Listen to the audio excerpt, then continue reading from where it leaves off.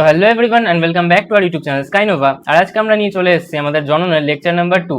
আজকের লেকচারে আমরা লেকচার নাম্বার 1-এ যে অবধি শেষ হয়েছিল তারপর থেকে কন্টিনিউ করব, এবং আজকে আমাদের জনন যে বিভিন্ন পদ্ধতিগুলো আছে সেগুলো আমাদের কমপ্লিট হয়ে যাবে। তারপর পড়ে থাকবে শুধুমাত্র আমাদের জনুক্রম, যেটার জন্য একটা ছোট্ট লেকচার কিন্তু পরবর্তী লেকচারে তোমরা পেয়ে যাবে। তো এই চ্যাপ্টারটা তারপর আমাদের শেষ হয়ে যাবে এবং আমরা নেক্সট চ্যাপ্টারে মুভ অন করবো। তো চলো দেখে নেওয়া যাক যে আজকের আমাদের লেকচারে আমরা কি কি পড়বো। তো আজকে আমরা কি কি কমপ্লিট করবো তার মধ্যে সবার প্রথমে আমরা আগের দিন কি করেছিলাম, অযৌন জনন এবং তার বিভিন্ন পদ্ধতি সম্পর্কে আলোচনা করেছিলাম। তারপর আমরা যৌন জনন এবং তার বিভিন্ন পদ্ধতি সম্পর্কে আলোচনা করেছিলাম। আজকে আমরা দেখবো যে তাদের মধ্যে পার্থক্যটা কি, সেটা আমরা ফার্স্টে দেখবো সবার প্রথমে। আচ্ছা, তারপর কি করব, তারপর এটাই তো কেঁপে গেল, ক্লাস শুরু হওয়ার আগেই ক্লাস কেঁপে যাচ্ছে। আচ্ছা, তারপর আমরা দেখবো যে হচ্ছে আমাদের যৌন জননের সুবিধা এবং অসুবিধাগুলো কি কি, ঠিক আছে। তারপর আমরা দেখবো যে অযৌন জননের সুবিধা অসুবিধাগুলো কি কি। তারপর আমরা দেখবো যে আমাদের অঙ্গজ জনন কি, যেটা আজকে আমাদের কিন্তু ক্লাসের প্রাইমারি ফোকাস হতে চলেছে, ঠিক আছে। অযৌন জনন ইজ আ পার্ট অফ অঙ্গজ জনন ইজ আ পার্ট অফ অযৌন জনন, কিন্তু অঙ্গজ জননটা কিন্তু স্পেসিফিক্যালি আমাদের উদ্ভিদদের ক্ষেত্রে হবে। তো কি কি পার্থক্যের জন্য আমরা স্পেশালি একটা আলাদা ব্রাঞ্চ ক্রিয়েট করছি, সেটাও কিন্তু আমি আমার আজকের যে ডিসকাশন হবে তার মধ্যে আলোচনা করব, এবং এর বিভিন্ন পদ্ধতিগুলো কিভাবে সেগুলো হতে পারবে, এবং বিভিন্ন অ্যামেজিং ফটোজের মাধ্যমে কিন্তু আমি এই জিনিসগুলো তোমাদেরকে বোঝানোর চেষ্টা করব। তো লেকচার খুবই অ্যামেজিং হতে চলেছে, টেনশন নিতে হবে না। তারপর আমরা দেখবো বিভিন্ন প্রকারের অঙ্গজ জনন, যে বিভিন্ন প্রকারে আমরা কি করে কিন্তু অঙ্গজ জননকে সম্পূর্ণ করতে পারি, সেটা প্রাকৃতিক হোক বা আমাদের কৃত্রিম পদ্ধতি হোক না কেন, ঠিক আছে। সেগুলো আমরা একদম ডিটেলস আলোচনা করবো। তারপর আমরা পড়বো একটা টপিক, যেটা হচ্ছে অপুংজনি। এই টপিকটা আমাদের আগের সিলেবাসে কিন্তু ইনক্লুডেড ছিল, বাট বর্তমানে কিন্তু এটা আমাদের সিলেবাস থেকে বহিষ্কৃত হয়ে গেছে। তবুও আমি পড়ে দেবো, কারণ এটা কিন্তু একদম ছোট্ট একটা টপিক, তো হার্ডলি 2-3 মিনিট লাগবে, এক্সাম্পল মনে রাখতে হবে। তো আমি বলে দেবো, কারণ তোমরা যখন টেস্ট পেপার সলভ করতে হবে বা হয়তো কখনো রাইন মার্টিনের যে সহায়িকা আছে সেটা সলভ করতে গেলে, তখন এখান থেকে কোয়েশ্চেন পাবে এক আধটা, বা স্কুলেও কিন্তু অনেক সময় বাই চান্স দিয়ে দিতে পারে। তো আমি এটা জাস্ট করিয়ে দেবো একটুখানি, ঠিক আছে। তারপর আমরা মাধ্যমিকের কিছু পুরোনো বছরের প্রশ্ন দেখবো, যে আমরা পড়ার পর মাধ্যমিকের প্রশ্ন পারছি কি পারছি না, সেটা করলেই তো বুঝতে পারবো যে আমাদের পড়া ঠিকঠাক হচ্ছে কিনা। তো আজকে আমরা কিছু মাধ্যমিকের পুরোনো কোয়েশ্চেন করবো, এবং নেক্সট সেশন আমাদের যখন কমপ্লিট হয়ে যাবে, যখন আমাদের জনুক্রমটা কমপ্লিট হয়ে গেলে, আমাদের পুরো চ্যাপ্টার কমপ্লিট হয়ে যাবে, তখন কিন্তু আমরা মাধ্যমিকের সমস্ত পুরোনো কোয়েশ্চেনগুলোকে সলভ করে ফেলবো, ঠিক আছে। চলো শুরু করা যাক। তো তার আগে আমরা আগের দিন বেশ কিছু হোমওয়ার্ক দিয়েছিলাম, সেই হোমওয়ার্কগুলোর সলিউশন একবার করে ফেলি। তো সবার প্রথম আমাদের যে কাজটা দেওয়া ছিল সেটা হচ্ছে যৌন জনন এবং অযৌন জননের মধ্যে পার্থক্য কি, সেটা লিখে আনতে বলা হয়েছিল, তাই তো।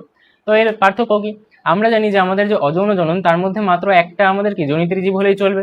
ধরো এই কি, এটা হচ্ছে আমাদের একটা অ্যামিবা, সেই অ্যামিবা নিজের থেকেই কিন্তু ক্যারিওকাইনেসিস এবং কি সাইটোকাইনেসিস করে ফেললো, অর্থাৎ প্রথমে তার নিউক্লিয়াস বিভাজিত হলো, তারপর তার সাইটোকাইনেসিস বিভাজিত হলো, এবং তারা কি করলো, দুটো অপত্যতে বিভাজিত হয়ে গেল। একইভাবে আমরা আরো বিভিন্ন পদ্ধতি আলোচনা করেছিলাম। তাহলে এইভাবে কিন্তু একটা জীব থেকেই কিন্তু নতুন অপত্য জীব তৈরি হতে পারে, তার মানে একটি মাত্র জনিতরী জীব হলেই কিন্তু আমাদের জেনারেলি কাজ চলে যাবে, ঠিক আছে। আচ্ছা, তারপর যৌন জননের ক্ষেত্রে কি বলবো, এক্ষেত্রে কি লাগবে, একটা আমাদের পুংগ্যামেট লাগবে, একটা আমাদের স্ত্রী গ্যামেট লাগবে। তাহলে জেনারেলি কি হয়, জেনারেলি আমাদের একটা পুরুষ লাগবে, একটা স্ত্রী লাগবে। তাহলে কটা জনিতরী জীব লাগলো, দুটো জনিতরী জীব লাগলো। তাই আমি কি বলছি যে এই ক্ষেত্রে সাধারণত দুটি ভিন্ন লিঙ্গের পুরুষ এবং স্ত্রী জীবের প্রয়োজন হয়। সাধারণত ওয়ার্ডটা কিন্তু খুব ইম্পর্টেন্ট, যখন আমরা সপুষ্পক পড়াবো তখন আমরা একটু বেটার করে বলবো যে এখন কেন সাধারণত আমি কথাটা ইউজ করছি, ঠিক আছে। আচ্ছা, উভলিঙ্গ হলে জীবের ক্ষেত্রে একটি জীব থেকে দুটো গ্যামেট আসতে পারে, যেটা সপুষ্পক উদ্ভিদে গিয়ে আমরা দেখবো, ঠিক আছে। আচ্ছা, উভলিঙ্গ মানে কি, যার মধ্যেই আমি শুক্রাণু পেয়ে যাবো, যার মধ্যেই আমি ডিম্বাণু পেয়ে যাবো। তাহলে আমার দুটো গ্যামেট পাওয়া নিয়ে কথা, ঠিক আছে। সেটা যদি এক জায়গা থেকে আমি পেয়ে যেতে পারি তাহলে আমার কোনো অসুবিধা নেই, আমার দুটো গ্যামেট দরকার, দুটো বিপরীতধর্মী গ্যামেট পাওয়াটা কিন্তু আমার সব থেকে বড় কন্ডিশন, ঠিক আছে। আচ্ছা, তারপর গ্যামেট উৎপাদন আমি কি বলবো, অযৌন জননে কোনো গ্যামেট দরকার পড়ে না, তাহলে কোনো গ্যামেট সৃষ্টি হবে না, বরং এক্ষেত্রে কিন্তু অনেক সময় রেণু বা দেহকোষের মাধ্যমে মানে রেণু তৈরি হতে পারে, এবং তাছাড়া আমাদের কি দেহকোষের থেকেই কিন্তু আমাদের অযৌন জনন সম্পন্ন হয়ে যায়, ঠিক আছে। কিন্তু যৌন জননের প্রধান শর্ত কি, এই যে যেটা বললাম, একটা পুংগ্যামেট একটা স্ত্রী গ্যামেট লাগবে। পুংগ্যামেট কি আমাদের শুক্রাণু, স্ত্রী গ্যামেট কি আমাদের ডিম্বাণু, ঠিক আছে। তাদের মিলনকে আমরা কি বলবো, নিষেক বা ফার্টিলাইজেশন বলে থাকবো, ঠিক আছে। আচ্ছা, তারপর আমাদেরকে বলছি যে কোষ বিভাজনের প্রকৃতি। এবার দেখো, আমাদের অযৌন জনন যেটা আছে সেটা প্রাইমারিলি কার উপর ফোকাস করে, মাইটোসিস বা অ্যামাইটোসিসের উপর। তাহলে আমি কি বলবো, প্রধানত আমরা কিন্তু মাইটোসিস এবং অ্যামাইটোসিস পদ্ধতিতে এই বিভাজনটা সম্পন্ন করছি, ঠিক আছে। প্রধানত ওয়ার্ড ইউজ করলাম আমি। এবং আমাদের যদি যৌন জননের কথা বলি, তাহলে এই ক্ষেত্রে দেখো, আমাদের যখন গ্যামেট উৎপাদন হবে, আমার তো মূল শর্তই যে গ্যামেট উৎপাদন করতে হবে। তাহলে গ্যামেট উৎপাদন হতে গেলে কিন্তু আমাদের মিওসিস কোষ বিভাজন দরকার, ঠিক আছে। এবং তার পরবর্তীতে আমাদের কি লাগবে, যখন জাইগোট তৈরি হবে, সেই জাইগোট থেকে পূর্ণাঙ্গ জীবদেহ তৈরি হবে, তাহলে বৃদ্ধির সময় কিন্তু আমাদের আবার মাইটোসিস কোষ বিভাজন দরকার। তাহলে এখানে কি আমাদের মিওসিস এবং মাইটোসিস দুজনেরই কিন্তু ভূমিকা থাকবে আমাদের, ঠিক আছে। আচ্ছা, তারপর কি বলছে, অপত্যের প্রকৃতি। এবার দেখো, অযৌন জননে কি হলো, এই একটা আমাদের জনিতরী জীব, সেই ভেঙেই কিন্তু আবার দুটো জনিতরী জীব, এই অপত্য জীব তৈরি করলো। তাহলে একটা থেকেই দুটো তৈরি হলো, তাহলে তারই তো কপি হয়ে গেল, জেরক্স কপি হয়ে গেল, অর্থাৎ এখানে কিন্তু আমাদের ক্লোনিং হয়ে গেল, অর্থাৎ এরই কপি তৈরি হলো। তাহলে এখানে কিন্তু আমি নতুন তেমন বৈশিষ্ট্যের আবির্ভাব দেখতে পাবো না। কিন্তু আমাদের এর ক্ষেত্রে কি হবে, দুটো ভিন্ন যেহেতু গ্যামেট আছে, কিছুটা আমাদের কি আসবে ডিম্বাণু থেকে আসবে, কিছুটা আমাদের শুক্রাণু থেকে আসবে, তাহলে কিছুটা আমাদের কি স্ত্রী জীবের বৈশিষ্ট্য থাকবে, কিছুটা আমাদের পুং জীবের বৈশিষ্ট্য থাকবে, তাদের একটা সংমিলন ঘটবে, নতুন রকম প্রকরণ হবে, নতুন রকম ভ্যারিয়েশন আসবে, তাহলে কি নতুন একটা বৈশিষ্ট্যের কিন্তু সংমিলন আমরা দেখতে পাবো, তাই তো? তাহলে আমি কি বলবো যে দুটো ভিন্ন গ্যামেটের মিলনের ফলে অপত্য জীবে নতুন বৈশিষ্ট্যের প্রকাশ ঘটে, তাই এরা হুবহু কিন্তু মাতৃজীবের মতো হয় না, অর্থাৎ এক্ষেত্রে কিন্তু আমাদের এরকম কপির কোনো বিষয় নেই যে এখানে ক্লোনিং হচ্ছে, ক্লোনিং কিন্তু এখানে হবে না। ক্লোনিং কখন হয়? অযৌন জননের ক্ষেত্রে হয়, ঠিক আছে? আচ্ছা, তারপর কি বলছে জিনগত প্রকরণ। প্রকরণ তাহলে কোথায় দেখতে পাবো? ক্লোনিং হলে কি প্রকরণ দেখতে পাবো? ভ্যারিয়েশন দেখতে পাবো? পাবো না। তাহলে আমি প্রকরণ কোথায় দেখতে পাবো? আমি মিওসিস বিভাজনের সময় ক্রসিং ওভার ঘটার ফলে যেহেতু জিনের আদান প্রদান ঘটে, কোথায় আমাদের যখন আমাদের যৌন জনন ঘটছে তখন কিন্তু আমি সেখানে প্রকরণ বা ভেদ দেখতে পাবো, কারণ সেখানে কি হবে বিভিন্ন জেনেটিক ম্যাটেরিয়ালের কিন্তু এক্সচেঞ্জ হয়ে যাবে, ঠিক আছে? আচ্ছা, তারপর বলছে বিবর্তনের ভূমিকা। এবার প্রকরণ কিন্তু একটা আঙ্গিক জিনিস যেটা কিন্তু আমাদের প্রয়োজন বিবর্তনের জন্য।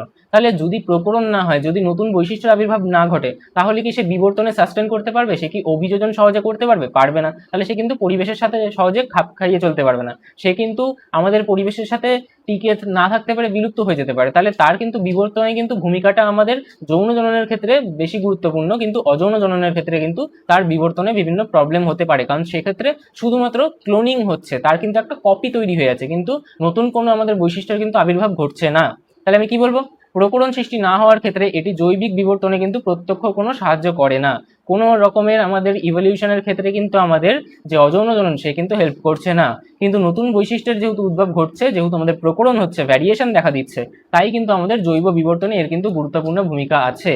যদি জন্মের হার এবং সময়ের কথা বলি, তাহলে অবভিয়াসলি যৌন জনন কি আমাদের বেশি ডিফিকাল্ট হবে, সেখানে মাল্টিপল প্রসেস থাকবে, সেটা একটা কমপ্লেক্স পদ্ধতি, সেটা একটা জটিল পদ্ধতি। তাহলে এই ক্ষেত্রে কি হবে? এই ক্ষেত্রে কিন্তু এটা তুলনামূলক জটিল হবে এবং মন্থর হবে, আমাদের কিন্তু টাইম টেকিং প্রসেস হবে এটা। কিন্তু আমি যদি অযৌন জননের কথা বলি, তাহলে এটা কিন্তু আমাদের সরল হবে এবং দ্রুত প্রক্রিয়া হবে। ভাবো তোমার শরীরের ভিতরে প্লাজমোডিয়ামের আমাদের কি যে জীবাণু এসে, সেই জীবাণু যদি তাড়াতাড়ি বংশ বিস্তার না করে, তাহলে তো সেই জীবাণু মারা যাবে। তাহলে সেই জীবাণুর কি দরকার? কম সময়ের মধ্যে যেন সে বেশি পরিমাণে আমাদের অপত্য তৈরি করতে পারে। তাহলে তখন কি সে কি করবে? তখন সে কিন্তু অযৌন জননের হেল্প নেবে। কিন্তু এটাই যখন একটা মানুষের কথা আসছে, তখন মানুষকে একটা পারফেক্ট মানুষ তৈরি করতে হবে, একটা উন্নত জীব, তার মতো একটা উন্নত জীব তৈরি করতে চায়, তার তাহলে প্রকরণ থাকা উচিত, সে নিশ্চয়ই আমাদের বিবর্তনে সাহায্য করা উচিত। তাহলে তখন সে কি করবে? একটা কমপ্লেক্স পদ্ধতি বেছে নেবে, যেটা হচ্ছে আমাদের যৌন জনন পদ্ধতি। সেখানে আমাদের ক্রসিং ওভার হবে, জেনেটিক ম্যাটেরিয়াল এক্সচেঞ্জ হবে, তাহলে কিন্তু আমরা ভ্যারিয়েশন দেখতে পাবো, আমাদের কিন্তু বিবর্তনে একটা মুখ্য ভূমিকা তার থাকবে। ঠিক আছে, বোঝা গেল? আচ্ছা, তারপর যদি বলি উদাহরণ তো আগের দিন পড়লেই, আমরা কি কি উদাহরণ পড়েছিলাম? আমরা উদাহরণ পড়েছিলাম অযৌন জননের বিভিন্ন পদ্ধতি কি? বহু বিভাজন, দ্বিবিভাজন, খণ্ডীভবন, কোরকোদ্গম, পুনরুৎপাদন, রেণু উৎপাদন, এগুলো ছিল আমাদের, ঠিক আছে? আর যদি আমি আমাদের যৌন জননের কথা বলি, তাহলে কি কি পড়েছিলাম? একটা পড়েছিলাম সিনগামি বা নিষেক, আর একটা পড়েছিলাম কি? আরেকটা পড়েছিলাম আমাদের কনজুগেশন বা সংশ্লেষ, তাই তো? তাহলে বিভিন্ন আমাদের উন্নত প্রাণী যারা আমরা মানুষ, তারা কি করি? আমাদের সিনগামি করি, তার মধ্যেও কোনটা ছিল? আমাদের উগ্যামি, ঠিক আছে? তাহলে এগুলো কিন্তু আমাদের বিভিন্ন প্রসেস ছিল, তাহলে এটাই আমাদের মেইন পার্থক্য। আচ্ছা, তারপর আমরা বেশ কিছু কাজ দিয়েছিলাম আরো কি কি, আরো আমাদের চারটে কিন্তু শর্ট কোয়েশ্চেন দেওয়া ছিল। কি প্রথমে বলছিল ইস্টের কোরকটি বারবার বিভাজিত হয়ে যে শৃঙ্খল গঠন করে, তার বিশেষ দশাটার নাম কি? দশার নাম জিজ্ঞাসা করছে। যে শৃঙ্খল গঠন করে অর্থাৎ চেইন অফ বার্ডস, অর্থাৎ কোরকের শৃঙ্খল, তাকে আমরা কি বলি? টরুলা। আর ওই দশাটাকে কি বলি? টরুলা দশা। তাহলে এর উত্তর কি হবে? এর উত্তর হবে হচ্ছে আমাদের টরুলা দশা। যখন দশা জিজ্ঞাসা করবে তখন দশা ওয়ার্ডটা ইউজ করবে, তাহলে কি বলবো? টরুলা দশা বলবো, ঠিক আছে? আচ্ছা, তারপর কি বলছে? বলছে জীবদেহের কোনো কাটা অংশ থেকে সম্পূর্ণ অপত্য জীব সৃষ্টি হওয়ার পদ্ধতিকে কি বলে? যেমন প্ল্যানেরিয়ার ক্ষেত্রে হয়। তাহলে এটা কি ছিল? এটা ছিল হচ্ছে আমাদের পুনরুৎপাদন। তাহলে কি হবে? এটা হবে আমাদের পুনরুৎপাদন। কাটা অংশ থেকে নতুন জীব তৈরি হচ্ছে, তাহলে কি আবার তৈরি হয়ে যাচ্ছে, পুনরায় তৈরি হচ্ছে, তাই কি বলবো? পুনরুৎপাদন। পুনরুৎপাদন, আবার তৈরি হয়ে যাচ্ছে, ঠিক আছে? তারপর কি বলছে? তারপর বলছে প্লাজমোডিয়ামের সাইজন দশায় বহু বিভাজন পদ্ধতি কি নামে পরিচিত? আমরা বলেছিলাম যে সাইজন দশাটা কি হবে? সাইজন দশাটা মেইনলি আমাদের কোথায় পাবো? আমাদের শরীরে যখন প্রবেশ করবে, যখন আমাদের আরবিসির কাছে যাবে, আমাদের লিভার সেলের কাছে যাবে, তাহলে তখন কি হবে? তখন কিন্তু তার যে বহু বিভাজন পদ্ধতি, তাকে আমরা বলছি হচ্ছে কি? সাইজোগনি। কি বলবো? সাইজোগনি বলবো। আর এটাই যখন আমাদের মশার পাকস্থলিতে আমরা দেখতে পাবো, তখন আমরা বলবো কি? স্পোরোগনি। সেই ক্ষেত্রে কি তৈরি হয়? সাইজোগনিতে তৈরি হয় কি? সাইজোগনিতে তৈরি হয় হচ্ছে আমাদের মেরোজয়েড, তাই তো? আর স্পোরোগনিতে কি তৈরি হয়? স্পোরোগনিতে তৈরি হয় স্পোরোজয়েড, ঠিক আছে? তো এটা তোমরা জেনে রাখতে পারো, তোমাদের বাই চান্স কিন্তু স্কুলে চলে আসতে পারে, কারণ এটা কোথায় দেওয়া আছে? এটা দেওয়া আছে কিন্তু তোমাদের ছায়াতে। আর এটা জিজ্ঞাসা করেছিল একজন যে কোনটা স্কুলের জন্য, কোনটা মাধ্যমিকের জন্য, কেন এরকম বলা হয়, তো আমি এটা বলছি, একটু পরে অ্যান্সার করছি। তারপর বলছে কনজুগেশন বা সংশ্লেষ পদ্ধতিতে জনন সম্পন্নকারী একটা জীবের উদাহরণ দাও। এটাও কিন্তু তোমাদের আসে, যেটা কি আমাদের বলতে পারি আমরা প্যারামিশিয়াম, ঠিক আছে? আচ্ছা, তো এটার অ্যান্সার তোমরা অনেকে করেছিলে, যেমন হচ্ছে সুস্মিতা মাঝি অ্যান্সার করেছিল, সবকটা অ্যান্সার আমাদের ঠিক ছিল, ঠিক আছে। তারপর হচ্ছে আমাদের অলোক দে, তোমরা অ্যান্সার দিয়েছিলে, আরও দুজন দিয়েছিলে যেমন হচ্ছে বর্ষা সাহা এবং হচ্ছে নীলকান্ত। তো প্রত্যেকের অ্যান্সার ঠিক ছিল, আমি চেক করে নিয়েছিলাম, তো মেনি মেনি কংগ্রাচুলেশনস। আর আজকে আমরা তাহলে কি কি পড়বো? আজকে আমরা পড়বো আমাদের জনন। আমরা বলেছিলাম যে আমরা জননকে 4টে ক্লাসিফিকেশনে ভাগ করছি, ঠিক আছে। দেখো মেন ক্লাসিফিকেশন আমাদের দুটোই, একটা হচ্ছে অযৌন জনন, একটা হচ্ছে যৌন জনন। অঙ্গজ জনন কি? অঙ্গজ জনন ইজ আ টাইপ অফ অযৌন জনন, কিন্তু এটা স্পেসিফিক্যালি আমাদের উদ্ভিদদের জন্য আমি একটা ব্রডার ক্লাসিফিকেশন করছি, কারণ এখানে বেশ কিছু ইউনিক ফিচার্স কিন্তু আমরা দেখতে পাবো। একটু পরে বলছি, অযৌন জননী তো আজকে পড়াবো, এই অঙ্গজ জননী তো আজকে পড়াবো, তো সেখানে আমরা আলোচনা করবো। তো তাই জন্য আমরা এটাকে সেপারেট একটা ব্রাঞ্চ হিসেবে এখন পড়তে চলেছি। এবং ফাইনালি আমরা একটা স্পেশাল জিনিস পড়বো, যেটা হচ্ছে আমাদের অপুংজনী, যেখানে আমরা দেখবো যে আমাদের কোনো অনিষিক্ত ডিম্বাণু, অর্থাৎ আমাদের নিষেক সম্পন্ন হলো না, নিষেক সম্পন্ন হচ্ছে না তার মানে যৌন জনন বলতে পারবো না। তো একটা অনিষিক্ত ডিম্বাণু থেকেই কিন্তু নিজের থেকে আমাদের অপত্য তৈরি হতে পারবে, তাহলে সেই পদ্ধতিটা কিন্তু আমাদের অপুংজনী, এটা কিন্তু একটা স্পেশাল প্রসেস, ঠিক আছে। তো এগুলো সম্পর্কে আমরা আজকে আলোচনা করবো। তো এবার ধীরে ধীরে চালু করা যাক তাহলে আমাদের আজকের গল্প। তো সবার প্রথমে আমরা আগে দেখে নিই যে আমাদের যে অযৌন জনন আমরা পড়লাম, যৌন জনন আমরা পড়লাম, এদের সুবিধা অসুবিধাগুলো কি কি, ঠিক আছে। তো সেটা আমাদের কিন্তু পরীক্ষায় অনেক সময় আসতে পারে, এবং আমাদের বিভিন্ন যে কম্পিটিটিভ পরীক্ষা থাকে, যেরকম ধরো এনটিএসসি পরীক্ষা টরীক্ষা, সেখানে কিন্তু আমাদের অনেক সময় যে স্টেটমেন্ট টাইপ কোয়েশ্চেন দেওয়া হয় বা অ্যাসারশন রিজন টাইপের কোয়েশ্চেন যদি কখনো দেওয়া হয়, বা তোমরা পরবর্তীকালে যখন নিট দেবে তখন কিন্তু এরকমের সুবিধা অসুবিধা থেকে কিন্তু কোয়েশ্চেন চলে আসে, ঠিক আছে। আচ্ছা, এর আগে আমার খেয়াল ছিল না এই অ্যান্সারটা দেওয়ার, যে জিজ্ঞাসা করেছিল যে অনেক জায়গায় বলছি যে স্কুলের জন্য আসতে পারে কিন্তু আমাদের মাধ্যমিকের আসার চান্সেস কম, এটা কেন? দেখো আমাদের প্রত্যেকটা যে টেক্সট বুক আছে তার একটা নাম্বার থাকে, তাকে বলা হয় TB number, text book number, ঠিক আছে। যাদেরই টেক্সট বুক নাম্বার আছে সেই টেক্সট বুক নাম্বারওয়ালা বইগুলো আমাদের অথেন্টিক, যেখান থেকে কিন্তু আমাদের মাধ্যমিকে প্রশ্ন আসতে পারে। তাহলে হিসাব মতো ধরে নাও প্রায় 12-13টা বা তারও বেশি হয়তো আমাদের টিবি নাম্বার প্রাপ্ত বই রয়েছে, তার মানে এতগুলো টেক্সট বুক আমাদের কিন্তু ভ্যালিড। কারণ আমরা যখন ছোট ক্লাসে ছিলাম তখন আমাদের সরকার থেকেই একটা বই দিত, ওই বইয়ের থেকেই কিন্তু আমাদের মোটামুটি আমাদের সিলেবাস হতো। কিন্তু যখন আমরা 9-এ উঠলাম, 10-এ উঠলাম, তখন তো আমাদের বই কিনতে হয়, তো বিভিন্ন প্রকাশনীর বই পাওয়া যায়। এবার বিভিন্ন বইতে বিভিন্ন জিনিস কিন্তু তোমরা আলাদা আলাদা পাবে, এবং তোমরা যদি 10টা ক্লাস জায়গায় গিয়ে ক্লাস করো, 10টা ইউটিউব চ্যানেলে গিয়ে ক্লাস করো, দেখবে একটা না একটা ডেটা কিন্তু সবার কাছেই তুমি ইউনিক পাবে। আমি এমন একটা জিনিস বলবো যে জিনিসটা হয়তো অন্য কেউ পড়াচ্ছে না, আবার সে হয়তো কোনো একটা জিনিস পড়াবে যে জিনিসটা হয়তো আমি পড়াচ্ছি না। তো এরকমটা সবসময় হবে, কারণ জ্ঞানের তো কোনো সীমা নেই, প্রত্যেকটা পয়েন্ট কিন্তু ইউনিক হতেই পারে একটা একটা করে। এবার ওই একটা একটা পয়েন্ট থেকে কিন্তু আদৌ পরীক্ষায় কোয়েশ্চেন আসার চান্সেস খুবই কম, ঠিক আছে। এবার তাহলে কি হয়, দেখো তোমাদের যে পরীক্ষাটা হয় মাধ্যমিক, তার মধ্যে সব থেকে আইডিয়াল বুক হচ্ছে এটা, যেটা হচ্ছে আমাদের সাঁতরার বই। এই সাঁতরার বই যেটা হচ্ছে, আমি একবার চেক করে নিলাম যে হাতটা কোন দিকে যাচ্ছে, আগের দিনের মতো ফ্লিপ করে নিয়েছি আজকে। তো যাই হোক, তো সাঁতরার যে বইটা আছে সেই সাঁতরার বইতে যে জিনিসগুলো দেওয়া থাকে তার মধ্যে থেকেই কিন্তু আমাদের মাধ্যমিকে মেজরিটি কোয়েশ্চেন্স আসে, ঠিক আছে। তো তাই জন্য আমরা সাঁতরার বইটাকে আইডিয়াল ধরে চলি। এবার পড়ার জন্য ভালো বই কোনগুলো? পড়ার জন্য ভালো বইগুলো, জানার জন্য ভালো বই হচ্ছে আমাদের প্রান্তিক আর সাঁতরা, এই ছায়া। কিন্তু এই দুটো বইয়ের সমস্যা হচ্ছে এতে এত বেশি সাইন্টিফিক টার্মস দেওয়া রয়েছে, যে টার্মসগুলো আমাদের এক্সপ্লেন করা নেই। সেই টার্মসগুলো হয়তো আমরা এখন সব বুঝতে পারবো না, কারণ কিছু টার্মসের বুঝতে গেলে সেটা আগে অন্য কোনো টার্মস বুঝতে হবে, তাহলে তার জন্য একটা সেপারেট পুরো টাইম দিতে হবে আমাদেরকে ডেডিকেট করে। তো সেইগুলোর থেকে কিন্তু আদৌ পরীক্ষায় প্রশ্ন আসার চান্সেস খুবই কম থাকে। তো ছোটোখাটো কিছু কিছু পয়েন্ট অনেক সময় দেখা যায় যে স্কুলে দিয়ে দেয়, বাট সাঁতরার বইতে যা দেওয়া আছে 95% অফ দ্য টাইমস কিন্তু সেটাই মাধ্যমিকে আসবে, মানে 99%ই ধরতে পারো। তো পুরো যদি 100 নম্বরের আমাদের পেপার হয়, বা ধরো আমাদের 90 নম্বরের পেপার হবে, তো 90-এর মধ্যে 88 থেকে 89 কিন্তু সাঁতরার বই থেকেই আসবে। 1 বা 2 নম্বর কিন্তু এদিক ওদিক হয়ে যেতে পারে মাধ্যমিকের ক্ষেত্রে, সেটা হয়তো অন্য কোনো টিভি নাম্বার প্রাপ্ত বইয়ের কোনো একটা শর্ট কোয়েশ্চেন বা এমসিকিউ থেকে কিন্তু চলে আসলো, যেটা হয়তো আমাদের সাঁতরায় দেওয়া নেই বা ডিরেক্টলি দেওয়া নেই। কনসেপ্ট কিন্তু মোটামুটি ম্যাচই করে যায়। তো স্কুলে তো সেরকম ব্যাপার নেই, স্কুলে কোথাও হয়তো ছায়া রেকমেন্ড করছে, কোথাও সাঁতারা রেকমেন্ড করা থাকে, কোথাও প্রান্তিক রেকমেন্ড করা থাকে। তো স্কুলে কিন্তু বা যে স্কুলে টিচার স্কুলে পড়াচ্ছেন বা যিনি কোয়েশ্চেন করছেন তিনি হয়তো কোনো একটা পার্টিকুলার বই মানে ফলো করেন, আর সেই বইতে কোনো একটা পার্টিকুলার লাইন থাকলো। তাই আমি বলি যে এই জিনিসটা এক্সট্রা আছে, এই জিনিসটা হয়তো তুমি পড়ে নিতে পারো, তোমার স্কুলে আসতে পারে করে। কারণ স্কুলে যে কোয়েশ্চেনটা করা হচ্ছে সেই স্কুলের কোয়েশ্চেনটা কোথা থেকে আসবে তার 100% তো কোনো বাধ্যবাধকতা নেই, কোনো সীমাবদ্ধতা নেই। তাই টিচার কিন্তু নিজের মতো করে কোয়েশ্চেন দিতে পারে, তাই আমরা প্রত্যেক টিচাররাই কম বেশি কিছু কিছু পয়েন্ট কিন্তু এক্সট্রা পড়িয়ে দিই। বাট মাধ্যমিকের ক্ষেত্রে কিন্তু টিভি নাম্বার প্রাপ্ত বইয়ের থেকেই জেনারেলি কোয়েশ্চেন করা হবে, এবং সেটা জেনারেলি আমাদের সাঁতরা পড়লেই কিন্তু কাজ চলে যাবে। তো সবাই সাঁতরাটাকেই আইডিয়াল হিসেবে কিন্তু চলে, ঠিক আছে। তো এটা ছিল মেন বিষয়। এবার তাহলে আজকের যে টপিক তাতে চলে আসা যাক। তো সবার প্রথমে আমরা বলছি যে অযৌন জননের সুবিধা কি। দেখো অযৌন জনন কি হয়, ধরো এই একটা কি আমাদের অ্যামিবা, সেই অ্যামিবার কি হবে, প্রথমে নিউক্লিয়াসটা বিভাজন হবে, তারপর তার সাইটোকাইনেসিস হবে অর্থাৎ সাইটোপ্লাজম বিভাজন হবে, এবং নতুন কিন্তু আমাদের দুটো অ্যামিবা তৈরি হয়ে গেল। তাহলে এখানে মাত্র একটা জনিতরি জীব লাগলো, দুটো জনিতরি জীব দরকার পড়লো না। তাহলে দুটো জনিতরি জীব যদি দরকার পড়তো তাহলে কি হতো, একটা পুরুষকে একটা স্ত্রী খুঁজতে হবে, একটা স্ত্রীকে একটা পুরুষ জীব খুঁজতে হবে, তাহলে কি তাতে সময় যাবে, নাও পেতে পারে। তাহলে কি হবে, সেই একটা আনসার্টেনটি চলে আসছে, কিন্তু সেটা কিন্তু আমাদের অযৌন জননের ক্ষেত্রে নেই, ও একাই 100। তাহলে কি বলছে, একটি মাত্র জনিতরি জীবের প্রয়োজন, আর কোনো চিন্তাই নেই, নিজের থেকেই সব হয়ে যাচ্ছে। ঠিক আছে, তারপর হচ্ছে দ্রুত বংশবৃদ্ধি। তোমরা বুঝতেই পারছো যে অযৌন জননে কিন্তু আমরা দ্রুত বংশবৃদ্ধি করতে পারি, বিভিন্ন জীবাণু ওই জন্য কি করে, অযৌন জনন পদ্ধতিটি কিন্তু সাহায্য নেয় দ্রুত বংশ বিস্তার করার জন্য। ঠিক আছে, আচ্ছা তারপর কি বলছে, বৈশিষ্ট্যের বিশুদ্ধতা বা ক্লোনিং। ঠিক আছে, দেখো এটাও একটা কারোর জন্য সুবিধা হতে পারে, উৎপন্ন অপত্য জীবগুলো জিনগতভাবে হুবহু তাদের জনিতরি জীবের সমতুল্য হয়, তাই তাকে আমরা ক্লোনিং বলছি। এর ফলে মাতৃজীবের কোনো কাঙ্ক্ষিত উন্নত বৈশিষ্ট্য থাকলে সেটা কিন্তু আমাদের পরবর্তী যে জীবটা থাকছে তার মধ্যেও কিন্তু ট্রান্সফার হয়ে যেতে পারছে। যেরকম ধরো প্যারামিসিয়াম প্লাজমোডিয়াম একটা জীবাণু, সে চাইছে যে আমার বৈশিষ্ট্যগুলোই পরবর্তী অপত্য জীবের মধ্যে চলে যাক, তাহলে সে কি করবে, তখন সে ক্লোনিং করবে, তখন সে কি করবে, বহু বিভাজন করবে। ঠিক আছে, আচ্ছা তারপর বলছি আমাদের কম শক্তির ব্যয়। এখানে তুলনামূলক কি আমাদের শক্তি কম লাগবে, কারণ এখানে কি কমপ্লেক্সিটি কম, যত আমাদের কমপ্লেক্সিটি কম হবে তত আমাদের কি এনার্জি কম লাগবে। ঠিক আছে, আচ্ছা তারপর আমরা চলে আসছি যে অযৌন জননের তাহলে অসুবিধা কি কি।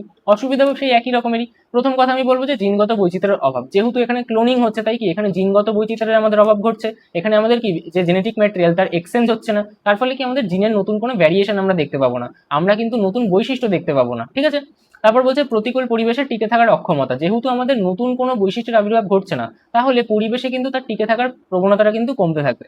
নতুন বৈশিষ্ট্য যদি না থাকে, তার কারণে পরিবেশের কোনো আকস্মিক বা প্রতিকূল পরিবর্তন যদি ঘটে, তাহলে তার শরীরে তো কোনো পরিবর্তনটা ঘটছে না, কিন্তু পরিবেশটা আমাদের প্রতিকূল হয়ে গেছে, তাহলে তখন কিন্তু সহজে তারা খাপ খাওয়াতে পারবে না, তখন কিন্তু তারা সহজে অভিযোজিত হতে পারবে না। অভিযোজন বলে আমাদের সেপারেট চ্যাপ্টার আছে, সেখানে আমরা আরো ভালো করে এটা বুঝতে পারবো। ঠিক আছে, তো সেক্ষেত্রে আমাদের পরিবেশ পরিবর্তনের ফলে কিন্তু পুরো প্রজাতিটা একসাথে ধ্বংস হয়ে যাওয়ার একটা সম্ভাবনা থেকে যাবে, যদি অযৌন জনন সম্পন্নকারী সেই জীবটা হয়ে যায়। ঠিক আছে, তারপর আমাদেরকে বলছে অভিব্যক্তিতে সহায়ক নয়। তো একই কনসেপ্ট যে আর কি আমাদের প্রকরণ বা ভ্যারিয়েশন আসছে না, তাই কি আমাদের অভিব্যক্তিতে কিন্তু একটা সহায়ক নয়। ঠিক আছে, তারপর বলছে খাদ্য এবং বাসস্থানের অভাব, যেহেতু খুব দ্রুত হচ্ছে তাই কি একসাথে অনেকগুলো অপত্য জীব তৈরি হয়ে যাচ্ছে, তাহলে তাদের কিন্তু খাদ্য বাসস্থানের কিন্তু অভাব দেখা দিতে পারে, তো এটা একটা আমাদের কি অসুবিধা হতে পারে। তো এগুলো আমাদের বেশ কিছু অসুবিধা ছিল আমাদের কাদের, অযৌন জনন পদ্ধতির। ঠিক আছে, এবার আমরা বলছি কি, এবার আমরা বলবো যৌন জননের কথা চলে আসি।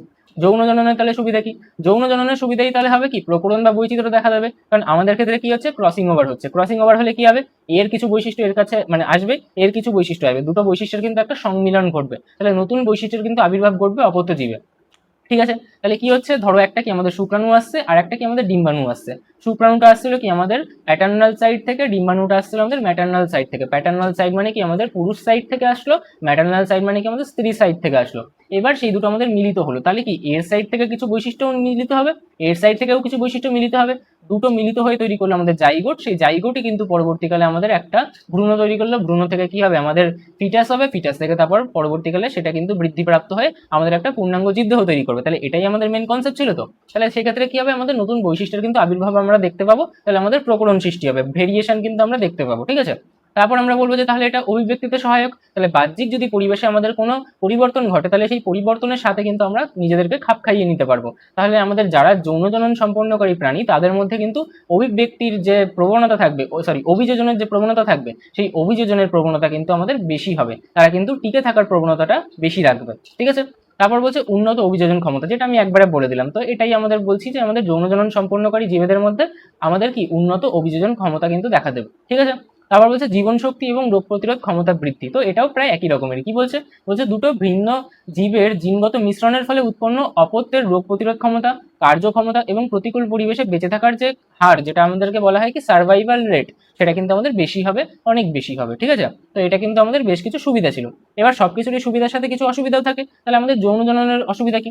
সবার প্রথমে হচ্ছে দুটো জীবের প্রয়োজন। ঠিক আছে, তো যদি একটা পার্টিকুলার জীব অন্য একটা জীবকেই না পায়, যদি একটা পুরুষ জীব একটা স্ত্রী জীবকে পাচ্ছে না, বা একটা স্ত্রী জীব একটা পুরুষ জীবকে পাচ্ছে না, তাহলে কি যৌন জনন সম্পন্ন হতে পারবে, পারবে না। তার মানে এখানে কিন্তু একটা আনসার্টেনিটি থাকছে, যে আমাকে অন্য একটা জীবের জন্য কিন্তু অপেক্ষা করতে হবে, সেই জীব আমার কাছে আসবে, সেই জীবের গ্যামেট আসবে, গ্যামেটটা সুস্থ সবল হতে হবে, সেই গ্যামেটগুলো ফিউজ করবে, ফিউজ করার পরেও যদি আমাদের জাইগোট তৈরি হয়, তবেই কিন্তু আমাদের একটা অপত্য সৃষ্টি হতে পারবে। এর মাঝখানে যদি কোনো গাফিলতি থাকে, দেখা গেল গ্যামেটটা ভালো না, দেখা গেল আমাদের কি সঙ্গীই পাওয়া যাচ্ছে না, তাহলে কিন্তু আমাদের নতুন অপত্য তৈরি হতে পারবে না। তাহলে এটাই আমাদের সব থেকে বড় ড্রব্যাক।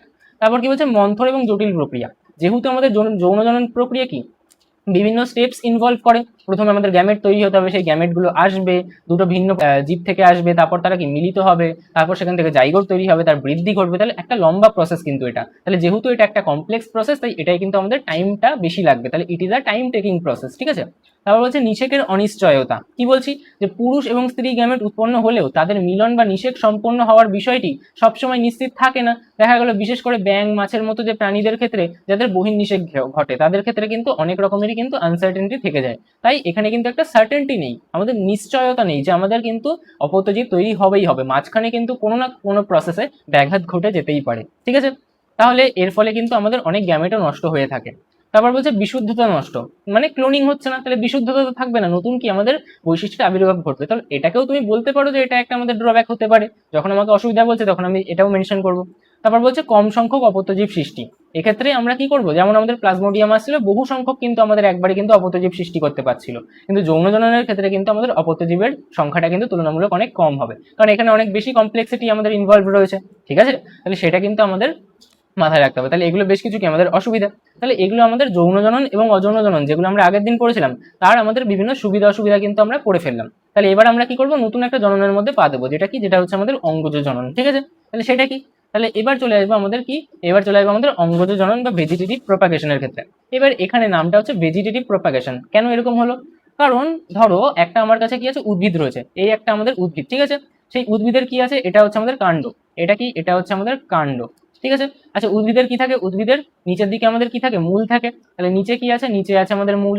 আচ্ছা, তার সাথে কি থাকে, কাণ্ড থেকে আমাদের কি হয়, পাতা ফাতা বেরোয়। তাহলে এখান থেকে কি বেরোবে, শাখা, এখান থেকে প্রশাখা বেরোলো, এখান থেকে শাখা বেরোলো, শাখা বেরোলো, এখান থেকে আরেকটা প্রশাখা বেরোলো। ধরো এখানে পাতা থাকলো, ঠিক আছে, কি থাকলো, পাতা থাকলো।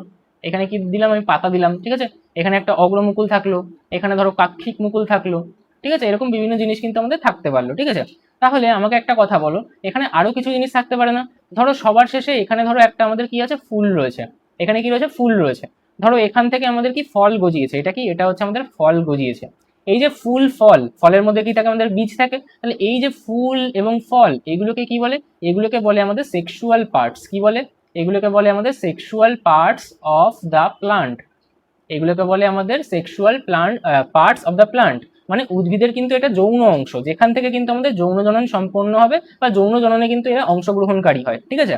তাহলে এই পার্টগুলো কিন্তু আমরা কোথায় পড়বো, এগুলো কিন্তু আমি পড়বো যৌন জননের ক্ষেত্রে, যেটা আমাদের নেক্সট চ্যাপ্টার, যেটা কি হবে, সপুষ্পক উদ্ভিদের যৌন জনন। সপুষ্পক মানে কি, তার মধ্যে পুষ্প আছে, পুষ্প মানে কি ফুল।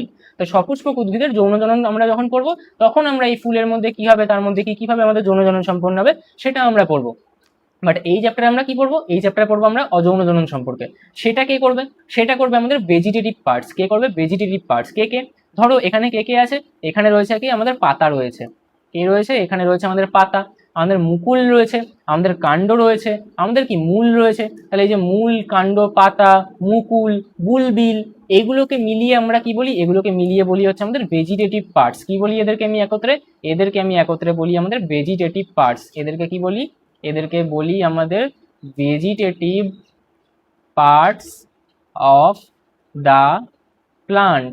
তার মানে উদ্ভিদের অঙ্গজ অংশ কোনগুলো, আমাদের পাতা, কাণ্ড, মানে তুমি ধরে নাও যেগুলো যৌন জননের মধ্যে নিযুক্ত, যেমন ধরো আমাদের ফুল, আমাদের ফল, তার মধ্যে থাকা বীজ। তাহলে এগুলো বাদ দিয়ে বাদ বাকিদেরকে আমি কি বলছি, বাদ বাকিদেরকে আমি বলছি হচ্ছে আমাদের অঙ্গজ অংশ। এইবার এই পাতা থেকে, এই কাণ্ড থেকে, এই মূল থেকে যদি আমাদের নতুন উদ্ভিদের সূচনা হয়, এদের থেকে যদি নতুন উদ্ভিদ তৈরি হয়, নতুন অপত্য উদ্ভিদ জন্মায়, তাহলে তাদেরকে আমি কি বলবো, তখন এই পদ্ধতিকে আমি বলবো হচ্ছে আমাদের অঙ্গজ বংশ বিস্তার। তো অঙ্গজ মানে কি, ভেজিটেটিভ, এবং বংশ বিস্তারকে কি বলবো, প্রপাগেশন, প্রপাগেট করছে, ঠিক আছে।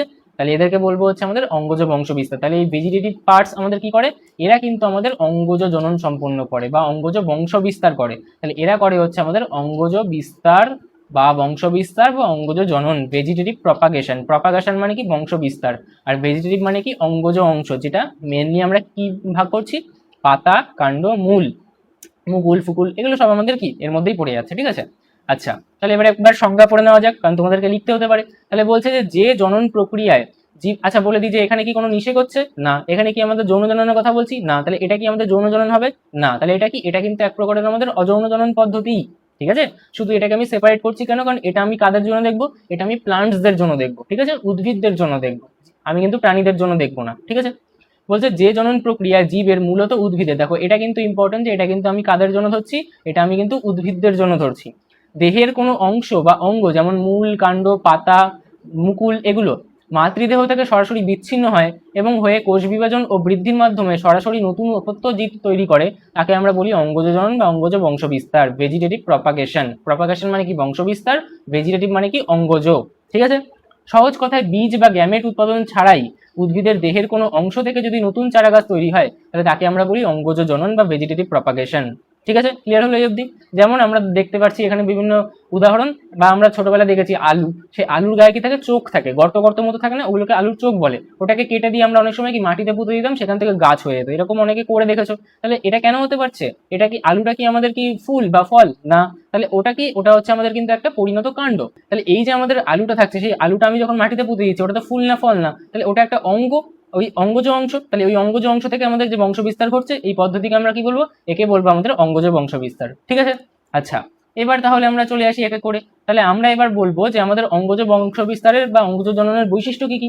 তাহলে দেখবো যে এক্ষেত্রে কিন্তু আমাদের গ্যামেট অনুপস্থিত, এক্ষেত্রে কিন্তু কোনো গ্যামেট নেই। তাহলে এটা কি যৌন জনন? না, এটা কি অযৌন জনন। ঠিক আছে, তাহলে এক্ষেত্রে কোনো কিন্তু পুংগ্যামেট স্ত্রী গ্যামেটের কোনো দরকার নেই, ডিরেক্টলি কিন্তু আমাদের পাতা পাতা কাণ্ড, মূল এগুলো থেকেই কিন্তু নতুন আমাদের তৈরি হবে। কোনোটা আমরা করাবো তাহলে সেটাকে কৃত্রিম বলবো, কোনোটা নিজের থেকেই হবে তাহলে সেটাকে আমরা প্রাকৃতিক বলবো। ঠিক আছে, আচ্ছা তারপর বলছে একক জনিত্রী জীব। তাহলে এক্ষেত্রে আমাদের কি একক জনিত্রী জীব লাগবে, অযৌন জনন পদ্ধতি তো নিজের থেকেই তাহলে হয়ে যাবে। তাহলে দুটো কিন্তু বিপরীতমুখী, জনিত্রী জীব আমাদের দরকার নেই। ঠিক আছে, তারপর বলছে মাইটোসিস কোষ বিভাজন। তাহলে এক্ষেত্রে কি হবে, বৃদ্ধি ঘটতে হবে, বৃদ্ধি ঘটতে গেলে আমাদের কি দরকার, আমাদের মাইটোসিস কোষ বিভাজন দরকার। তাহলে এই জনন প্রক্রিয়াটা কিন্তু সম্পূর্ণভাবে দেহকোষের মাইটোসিস নির্ভর, এক্ষেত্রে কিন্তু আমরা অ্যামাইটোসিসের কথাও বলছি না। তাহলে এটা কি লাগবে, এটা কিন্তু আমাদের মাইটোসিস কোষ বিভাজনের উপর কিন্তু নির্ভর করে। ঠিক আছে, তারপর বলছে জিনগত বিশুদ্ধতা বা ক্লোনিং। এক্ষেত্রেও কিন্তু আমরা ক্লোনিং দেখতে পাবো, কারণ at the end of the day এটা কি, এটাও একটা অযৌন জনন পদ্ধতি, স্পেসিফিক্যালি ডিজাইন ফর প্লান্টস। ঠিক আছে, আচ্ছা তাহলে কি বলবো, যেহেতু একটি মাত্র মাতৃ উদ্ভিদ থেকে এবং মাইটোসিস বিভাজনের মাধ্যমে নতুন গাছ তৈরি হয়, তাই অপত্য উদ্ভিদগুলো কিন্তু জিনগত এবং বাহ্যিক বৈশিষ্ট্যের দিক থেকে মাতৃ উদ্ভিদের সমতুল্য হয় এবং এদের কিন্তু কোনো নতুন বৈশিষ্ট্যের বা প্রকরণের কিন্তু উদ্ভব ঘটে না। প্রকরণের উদ্ভব কখন ঘটবে, যখন কিন্তু আমরা যৌন জনন সম্পন্ন করব, যখন কিন্তু আমাদের জেনেটিক ম্যাটেরিয়ালের এক্সচেঞ্জ ঘটবে। ঠিক আছে, তারপর বলছে দ্রুত বংশবৃদ্ধি। তাহলে এক্ষেত্রেও আমরা দ্রুত বংশবৃদ্ধি দেখতে পাবো। ঠিক আছে, এবং ফুল ও ফল ধারণ কিন্তু আমরা এখান থেকে লাভ করতে পারবো। ঠিক আছে, তো আমরা দেখবো যে এটা কি করে আমরা করি, কেন করি। ঠিক আছে, আচ্ছা তারপর চলে আসি হচ্ছে আমাদের এর টাইপসে। তো দেখো আমরা অঙ্গজ বংশবৃদ্ধি বা আমাদের যে অঙ্গজ বংশ বিস্তার বা আমাদের অঙ্গজ জনন, তাকে আমরা দুভাগে ভাগ করতে পারি। একটা হচ্ছে আমাদের প্রাকৃতিক অঙ্গজ জনন, একটা হচ্ছে আমাদের কৃত্রিম অঙ্গজ জনন। প্রাকৃতিক মানে কি, যেটা নিজে থেকে হবে। কৃত্রিম মানে কি, যেটার মধ্যে আমরা ইন্টারভিন করবো, আমরা নিজের থেকে করব। তাহলে প্রাকৃতিক কি কি হতে পারে, আমাদের মূল, কাণ্ড, পাতা বা বুলবিলের মাধ্যমে হতে পারে। এবং কৃত্রিম অঙ্গজ জননের মধ্যে আমরা বলবো জোড় কলম, শাখা কলম, অনুবিস্তারণ এগুলো। ঠিক আছে, দাবা কলম আমাদের সিলেবাসে নেই, কোনো বইতেই দেওয়া নেই, তাই আমিও মেনশন করছি না। ঠিক আছে, এক্সট্রা এমন জিনিস পড়ে লাভ নেই যেটা কোথাও আসে না। দাবা কলম তো আমাদের সিবিএসসি আইসিএসসি তেও আসবে না, এনটিএসসি তেও আসবে না, কোথাওই আসবে না, তো আমাদের পড়ে কি লাভ। ঠিক আছে, তো তারপর আমরা চলে আসছি হচ্ছে এক এক করে তাদের ক্লাসিফিকেশনের মধ্যে। তাহলে সবার প্রথমে আমরা কোনটা পড়বো, সবার প্রথমে আমরা পড়বো হচ্ছে আমাদের প্রাকৃতিক অঙ্গজ জনন। ঠিক আছে, তো প্রাকৃতিক অঙ্গজ জনন শুনে কি মনে হচ্ছে, যে প্রকৃতিতে নিজের থেকেই হয়ে যাবে, কোনো মানুষের ইন্টারভেনশন কিন্তু এখানে নিডেড নয়। তাহলে আমি কি বলবো, যে প্রক্রিয়াতে কোনো মানুষের সাহায্য ছাড়াই, মানুষের কোনো প্রয়োজন নেই, প্রাকৃতিকভাবে উদ্ভিদের কোনো দেহের অংশ বিচ্ছিন্ন হয়ে নতুন চারা গাছের জন্ম দেয়, তাকে আমরা কি বলে থাকি, প্রাকৃতিক অঙ্গজ জনন। তাহলে দেহের যে কোনো অংশ বিচ্ছিন্ন হবে সেটা বিভিন্ন হতে পারে, যেমন হতে পারে আমাদের মূল, হতে পারে আমাদের কাণ্ড, হতে পারে আমাদের পাতা, হতে পারে আমাদের বুলবিল। তাহলে এগুলো এক এক করে আমাদেরকে পড়তে হবে। তাহলে এবার কিন্তু আমরা এটাই পড়বো যে মূলের সাহায্যে কি করে হয়, কাণ্ডের সাহায্যে কি করে হয়, পাতার সাহায্যে কি করে হয়, বুলবিলের সাহায্যে কি করে হয়। ঠিক আছে, তো এবার এক এক করে আমরা এগুলোকে পড়বো। প্রথম আমাদেরকে বলছে মূলের সাহায্যে। তো মূল কিরকম, যেমন ধরো আমরা রাঙা আলু বা লাল আলু খেয়েছি অনেক সময়। ঠিক আছে, তো লাল আলু ঠিক এরকম হয়। লাল আলুটা কি, লাল আলু তার যে উদ্ভিদ আছে সেই উদ্ভিদের কিন্তু একটা মূল। ঠিক আছে, এটা একটা মূল। তাহলে ওই মূলটাকে আমরা কি করি, এরকম ভাবে ওর গায়ে তুমি কিছু কাটা টাইপের বিছিয়ে দাও, যেগুলো এই দাঁত কুচোনোর কাঠি থাকে না, সেগুলোকে লাগিয়ে দাও। লাগিয়ে দিয়ে তুমি কোনো একটা এরকম বোতলের মধ্যে বা একটা কাচের জারের মধ্যে কিন্তু তাকে বসিয়ে দাও। বসিয়ে দিয়ে তুমি জল ঠাল দিয়ে দাও। ধীরে ধীরে দেখবে তার থেকে কিন্তু তোমাদের শিকড় গজানো চালু হয়েছে এবং ওখান থেকে দেখবে একটা গাছ তৈরি হয়ে যাচ্ছে। ওই গাছটাকে তুমি এবার মাটিতে পুঁতে দাও, দেখবে পুরো গাছ তৈরি হয়ে গেল। তাহলে এই যে আমাদের মূলটা ছিল, সেই মূল থেকে একটা পুরো গাছ তৈরি হয়ে গেল। এই যে বিশেষ প্রপার্টি, এটা কার আছে, এটা কিন্তু আমাদের উদ্ভিদদের আছে। তাই উদ্ভিদদের জন্য আমি এটা একটা সেপারেট ব্লক হিসেবে পড়াচ্ছি, যেটা হচ্ছে আমাদের অঙ্গজ জনন। ঠিক আছে, তাহলে আমি কি বলবো, আমি বলবো কিছু উদ্ভিদের মূল ভবিষ্যতের জন্য খাদ্য সঞ্চয় করে বেশ মোটা, রসালো এবং স্ফীত হয়ে যায়, যেটাকে আমরা কি বলে থাকি, যেটাকে আমরা টিউবেরাস রুট বা আমাদের কন্দাল মূল বলে থাকি। ঠিক আছে, যেরকম এক্সাম্পল কি আমাদের বললাম রাঙা আলু বা লাল আলু। এই রসালো মূলগুলোর গায়ে কিছু কিছু উদ্ভিদের সাধারণ মূলের ওপরেই এক ধরনের মুকুল তৈরি হয়। যাদেরকে আমরা কি বলি মূলজ মুকুল। দেখো যে মুকুল আমাদের এমন জায়গায় তৈরি হচ্ছে যেখানে তার তৈরি হওয়ার কথা না। মুকুল কোথায় তৈরি হয়? আমাদের একদম অগ্রভাগে তৈরি হয়, বা কাণ্ড এবং পাতার যে ডগা আছে সেই ডগায় গিয়ে তৈরি হয়। তাহলে কাক্ষিক মুকুল বা অগ্রমুকুল এগুলো আমাদের নির্দিষ্ট কিছু জায়গায় তৈরি হয়। সেই জায়গায় তৈরি না হয়ে অন্য কোনো জায়গায় যদি তৈরি হয়, অর্থাৎ অ্যাবনর্মাল কোনো জায়গায় তৈরি হচ্ছে, তখন তাকে আমরা বলি হচ্ছে কি অস্থানিক মুকুল। অস্থানিক মানে যে স্থানে তৈরি হওয়ার কথা তার জায়গায় অন্য কোথাও হচ্ছে। এবার তাহলে এটা কি, এই মূলজ মুকুলটা হচ্ছে এক প্রকারের অস্থানিক মুকুল বা অ্যাডভেন্টিশিয়াস বার্ডস, ঠিক আছে। এবার এটা মূলে তৈরি হচ্ছে তাই একে কি বলবো মূলজ মুকুল। তাহলে এটা কি এক প্রকার কি মূলজ মুকুল। তাহলে যেই মূলজ মুকুল তৈরি হচ্ছে এখান থেকে কিন্তু তাহলে আমাদের উদ্ভিদের একটা শুরু হতে পারবে। তাহলে আমি কি বলবো, এই মূলগুলো অনুকূল পরিবেশ যখন পাবে, ধরো আর্দ্র এবং উষ্ণ মাটি পেলো, তখন এই অস্থানিক মুকুলগুলো সক্রিয় হয়ে ওঠে। মুকুলগুলো থেকে তখন উপরের দিকে কাণ্ড এবং পাতা তৈরি হয়, ঠিক আছে, বিটক তৈরি হয়ে যাচ্ছে, শুট হয়ে যাচ্ছে, এবং সেটা গজানোর পর নিচের দিকে কিন্তু আমাদের শিকড় তৈরি হয়। তাহলে কি হবে, একটা পুরো উদ্ভিদ, গোটা উদ্ভিদ তৈরি হয়েছে। তাহলে এবার এই মূলগুলো যদি মাতৃ উদ্ভিদ থেকে বিচ্ছিন্ন হয়ে যায়, তাহলে মূলগুলো যখন মাতৃ উদ্ভিদ থেকে বিচ্ছিন্ন হয়ে যাবে, তখন কিন্তু গাছটা মারা গেলে মুকুল থেকে আমাদের নতুন একটা গাছ জন্ম নিয়ে নেবে, যেটা কিন্তু আমাদের নতুন অপত্য একটা উদ্ভিদ তৈরি করে ফেলবে। তাহলে এটা প্রাকৃতিক ভাবে হলো। চাইলে আমরা ইন্টারভেনশন করে এই কাজটা আরো স্পিড আপ করে দিতে পারি। যে আমি যখন এরকম দেখলাম যে এর থেকে উদ্ভিদ শুরু হয়ে গেছে নতুন নতুন করে শিকড় গজানো, আমাদের কি কাণ্ড গজানো, তখন আমি ওটাকে তুলে এনে মাটিতে পুঁতে দিলাম। তাহলে আমি ইন্টারভেনশন করে দিলাম, দিয়ে স্পিড আপ করে দিলাম প্রসেসটা। বাট আমরা যদি ইন্টারভেনশন না করি, তাহলে কিন্তু মূলের সাহায্যে এটা অটোমেটিক্যালি প্রাকৃতিক ভাবেই হয়ে যায়। তাই এটা কিন্তু একটা প্রাকৃতিক অঙ্গজ জননের উদাহরণ, যেটা আমরা দেখছি আমাদের কি মূলের সাহায্যে কিভাবে হয়, ঠিক আছে। আচ্ছা, তারপর আমরা কি দেখবো, তারপর দেখবো হচ্ছে যে এর এক্সাম্পল গুলো কি কি। তো এক্সাম্পল কিন্তু আমাদের জন্য খুব ইম্পর্টেন্ট, যেগুলো এখানে মার্ক করা রয়েছে। যেরকম কি, যেরকম ধরো আমাদের লাল আলু বা আমাদের মিষ্টি আলু আমরা যেটাকে বলে থাকি, ঠিক আছে, সুইট পটেটো যেটা। তো এখানে দেখতে পাচ্ছ তার আমাদের কি ছবি। তারপর আমাদের পটলের ক্ষেত্রে এটা দেখতে পাওয়া যায়, আমাদের ডালিয়ার ক্ষেত্রে এটা দেখতে পাওয়া যায়, তারও আমাদের ছবি দেখতে পাচ্ছ, এবং আমাদের শতমূলি বা অ্যাসপারাগাসের ক্ষেত্রে কিন্তু আমরা দেখতে পাই এটাকে, ঠিক আছে। তো এরকম বেশ কিছু আমাদের কিন্তু এক্সাম্পল আছে, যেগুলো কিন্তু আমাদের মনে রাখতে হবে। এখান থেকে কিন্তু এক্সাম্পল সব থেকে বেশি ইম্পর্টেন্ট হবে তোমাদের জন্য, ঠিক আছে।